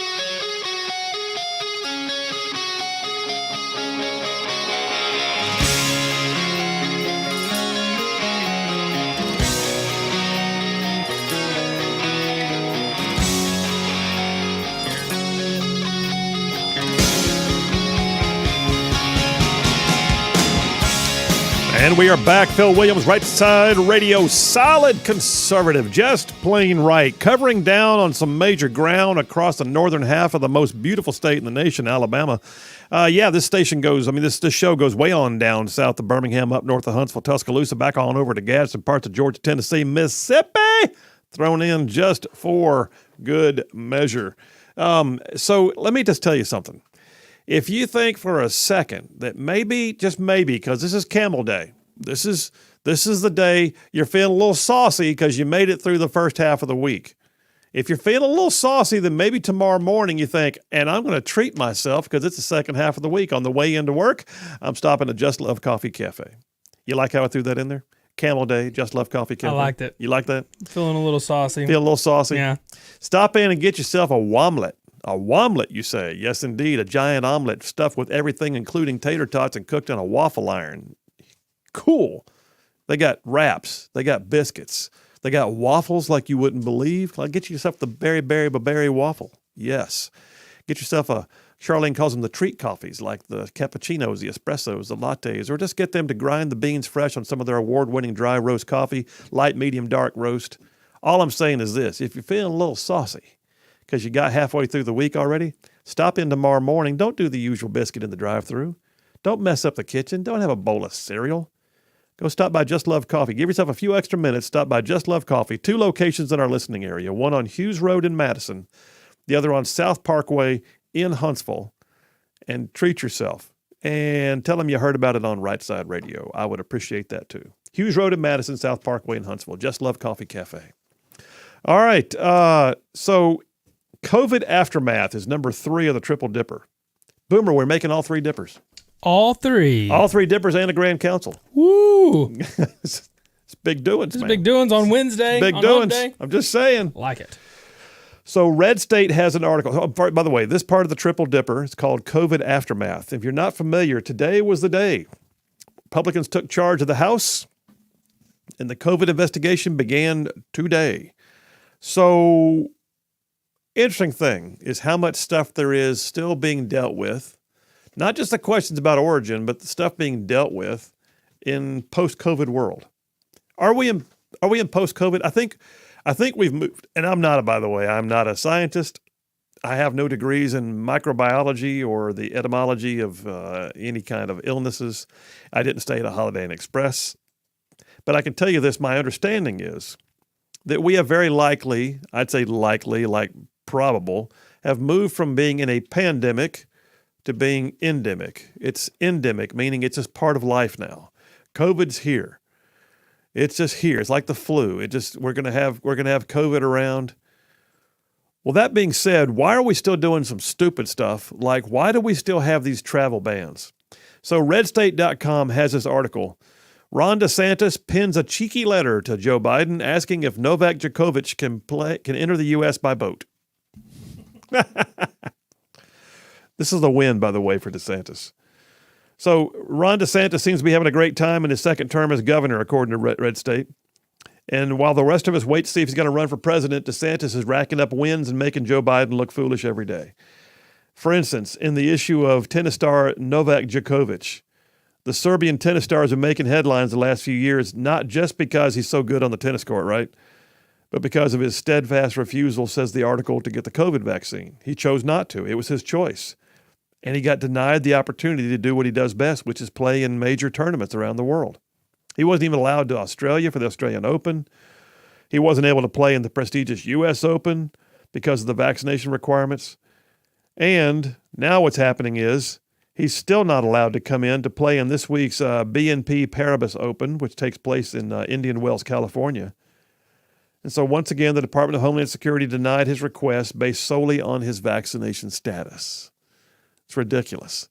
By the way, it's a single-player sport. Just tell him he can't shake hands with the opposing side. Don't jump the net. Don't hug your opponent. We'll be fine. Anyway, but because of that, though, the decision is going to force him to miss the Miami Open, in which case Ron DeSantis got involved. And he wrote a letter to Joe Biden, apparently. And he said, let's put pandemic politics aside and give the American people what they want. Let him play. Let the boy play is what he's saying. And he went on to say that what we're looking at is an unfair, unscientific, and unacceptable standard. He also said, it's not clear to me, why even by the terms of your proclamation, Mr. Djokovic could not just legally enter the country by boat. Because apparently in Florida, that's the way they deal with immigration, is people coming in by boat. And they don't check them. They bring them in and set them loose. And he's wondering, so if Djokovic just came in by boat, can we just go ahead and let him play? Game, set, and match to DeSantis on that one. You like my pun there? Game, set, and match. But, that may be kind of fun. That may be kind of different. That may be kind of, a little euphemistic with regards to COVID. But there's still a bunch of stuff out there that we're dealing with right now in the aftermath of COVID that's got to get figured out and got to get changed. So today was the day, ABC News reporting here in a story that was dated today, that on today's date, we are expecting to see the House Select Subcommittee on the Coronavirus Pandemic chaired by Ohio Republican Brad Winstrup. It was supposed to convene today at 9 a.m. All I know so far is I saw a ticker just a minute ago up on Fox News that said it was a fiery committee. Interesting. So what we want to know, first of all, is where did it come from? And I got news. China owes us a better answer. Now, China has not been cooperative at all. Pray tell, why would that be? Well, it started there. I don't care if it started in the lab or in the street, in the wet market, because somebody had a bat sandwich. Doesn't matter. China should be cooperating on this because either way you look at it, it started in China. It's the China flu. Remember back in the day we got in trouble for calling it the China flu? Yes. Yes, I do.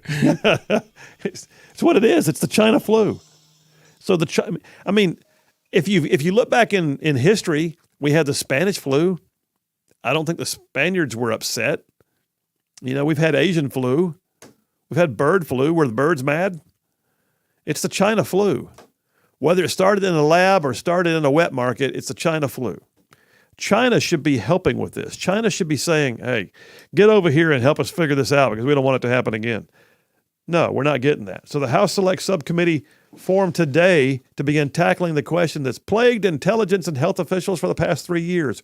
Where did the virus that has killed more than 1 million Americans and nearly 7 million people worldwide, where did it come from? So the article points out that U.S. agencies do remain divided on the matter. There's no smoking gun. There's limited access to raw data because of lack of cooperation from China. So where did it come from? Well, the U.S. Department of Energy just last week said that it has changed its position and believes that it did come from a lab leak. The FBI has quite some time now assessed that the origins of the pandemic are most likely a lab leak. 4 other U.S. agencies, however, believe it was a natural transmission. In other words, the bat, that it jumped from animals to humans at the wet market. 2 other agencies are undecided. So we have no consensus whatsoever. And yet 7 million people died. And let that sink in. Something killed 7 million people. 1 million of them live in the United States. Something killed 1 million of our fellow citizens. And we don't know what started it. And the country in which it originated, we're getting very little assistance. And that's unacceptable. Well, here's something else that's unacceptable. Story on National Review really caught my attention when I was getting ready for the show today. Dr. Anthony Fauci, the guy who they kept trotting out there like it was making things better to have him talk to the people. Dr. Anthony Fauci, apparently it's discovered now, at some point when he was poo-pooing the idea that it started in a lab. Just let's debunk that now, senators. It did not start in a lab. Well, it turns out that he's relying upon a paper that he commissioned and directed. In other words, he's quoting himself. It says on Sunday, the GOP-led House Select Subcommittee on the Coronavirus Pandemic revealed that the nation's leading epidemiologist in February of 2020 directed and approved a paper titled The Proximal Origin of SARS-CoV-2, which he later cited to cast the lab leak theory as a myth. It turns out, it says, that Dr. Fauci is the one who now prompted the drafting of that publication that disproved the lab, that quote unquote disproved the lab leak theory. And the authors of the paper skewed their available evidence in order to achieve the goal that he was seeking. Dr. Jeremy Farrar went uncredited despite significant involvement, a memo from the committee read. So what we're looking at here is he basically created a self-licking ice cream cone. I need somebody to write a paper. Make sure it says these kind of things. If that's not the case, let him come out and speak to it. But right now, what we're gaining is the guy who told us it didn't start in the lab, the guy who says that the fact that grants that he oversaw that went to gain-of-function research in China, the fact that it all happened that way, it didn't come from a lab. It didn't come from a lab. I've got a paper right here that says it didn't come from a lab. Oh, you commissioned that paper. You paid for it. Interesting. Self-licking ice cream cone. All right, Boomer, take me to a break, brother. We'll take the last break of the day. We'll come back and we will wrap this sucker up. And I've got somebody saying I'm mispronouncing something. What am I mispronouncing? I'm mispronouncing the tennis player's name? Really? Am I?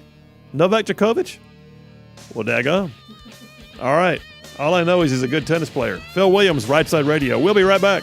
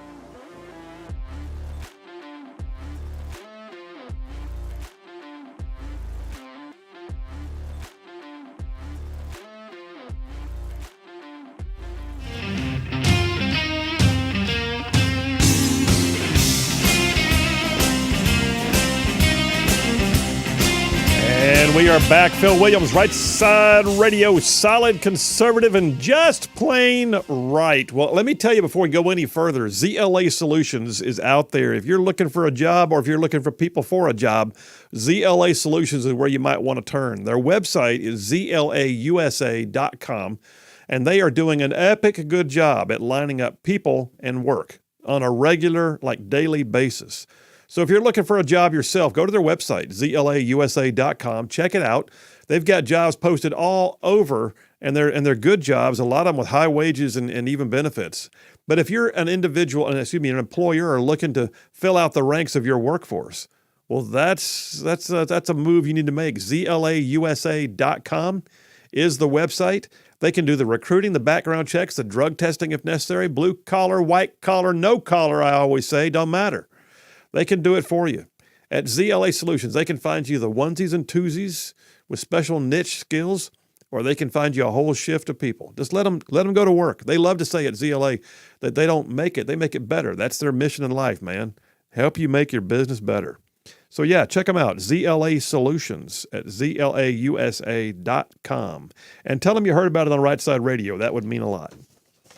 All right, I'm back on this last dipper here, the COVID aftermath. So interesting thing is I just saw on Twitter during the break, somebody I follow on Twitter said after the CDC director, Dr. Redfield's testimony today, there should be a SWAT team of the FBI raiding Tony Fauci right now, but I know it'll never happen is what he says.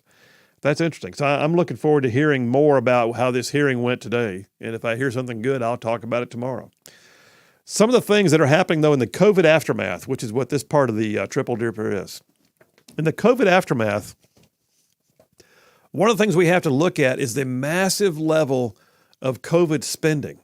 I mean, y'all, it became a trough. Let's belly up to the bar, folks. We got a little more for you. So the COVID spending was just slopped out there. And it got to the point of being stupid. Well, in the same time, when you're throwing that much money into the market, or for that matter, not even in the market, just throwing that much money out there, period, like throwing it out the window of your car as you drive down the interstate is what it felt like. You're going to wind up having fraud.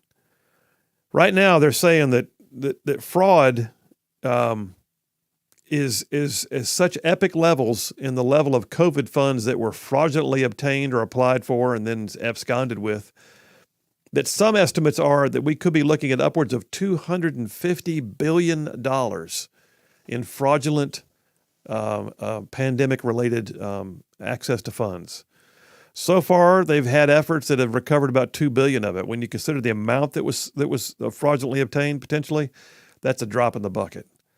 So right now, the White House on Thursday, this is last Thursday, laid out a plan to target pandemic fraudsters and recapture stolen relief funds. All right, they say they want to put about $600 million into a task force to investigate and prosecute systemic pandemic fraud. Okay. Well, I'm glad. And the first thing I thought of was, where you been? Because it's not like a new thing. Well, House Oversight and Accountability Committee Chairman James Comer, a Republican out of Kentucky, he said his panel is going to launch investigations like that into hundreds of billions of taxpayer dollars. This may wind up being a bipartisan effort. But he does also go on to say, couldn't resist, I guess. He said, in response to the White House proposal, Comer said it's about time the Biden administration addressed waste, fraud, and abuse in pandemic spending. It took Republicans taking the majority and holding hearings for this to become a priority proposal. He ain't wrong. Lastly, I saw a piece on thehill.com. TheHill.com by Joe Concha, dated 2 days ago. And Joe Concha is saying the time's now come for a 9/11-like commission on COVID-19. So he points out, we get commissions all the time. We get special hearings all the time in D.C. And they're usually sort of set up to allow the various members of the body to have their orchestrated soundbite moments where instead of asking a question, they make a small speech. And then they sort of insult the person who's there to provide testimony.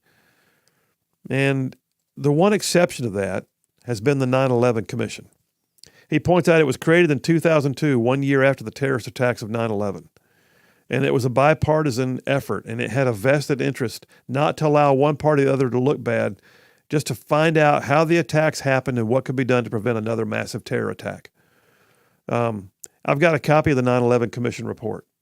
It's out there. It's in book form. You can get a copy if you want it. But he points out that 3,000, Joe Concha does, points out 3,000 Americans died on 9/11. But no event since September 11th has had such a profound effect on the United States as the COVID-19 pandemic that began 3 years ago, and 1 million Americans have died. 1 million. He says, so it would make sense, even in these hopelessly divided times, for a COVID-19 commission to be formed in the bipartisan, sober spirit of the 9/11 Commission. Really go at it with subpoena power and a charter of their own. Something that transcends just, a committee assignment that literally becomes a commission. And I don't disagree. I think in the COVID aftermath, we have to do more to get to the root origin. We can't let this thing begin to fizzle out. We can't let it become a political football. We got to dig deep, and we got to find out how this happened, hold somebody accountable if they kept information from the American public. And oh, by the way, how do we make sure it doesn't ever happen again? To the extent possible, how do we keep this from happening again? And what were the lessons learned? I mean, how many times in the military, if you've been in the military, did you ever have to do an after-action review? If you don't figure out your lessons learned, 3 up, 3 down, lessons learned, then you have the opportunity to then just have to repeat it because you didn't learn. All right, you guys, major day. Boomer, we got, John from Huntsville's already said, Phil, you completed the triple dipper. You completed the dippers. I got an A+ from John from Huntsville. Woo! Whoop, whoop. Play the camel on the way out, bud. Let's do that right now. Uh-oh. Guess what day it is? Guess what day it is? Mike. What day is it, Mike? Leslie, guess what today is? It's hump day. All right, you guys, congratulations for making it through a half a week. You're halfway to the weekend, and Boomer and I back here tomorrow, too. We got a kind of a surprise for tomorrow. I'm looking forward to this. May have somebody guesting in the studio with me. That'll be interesting. I'll tell you more about that tomorrow. In the meantime, have an amazing night. Boomer and I back here tomorrow at 2. We will see you then.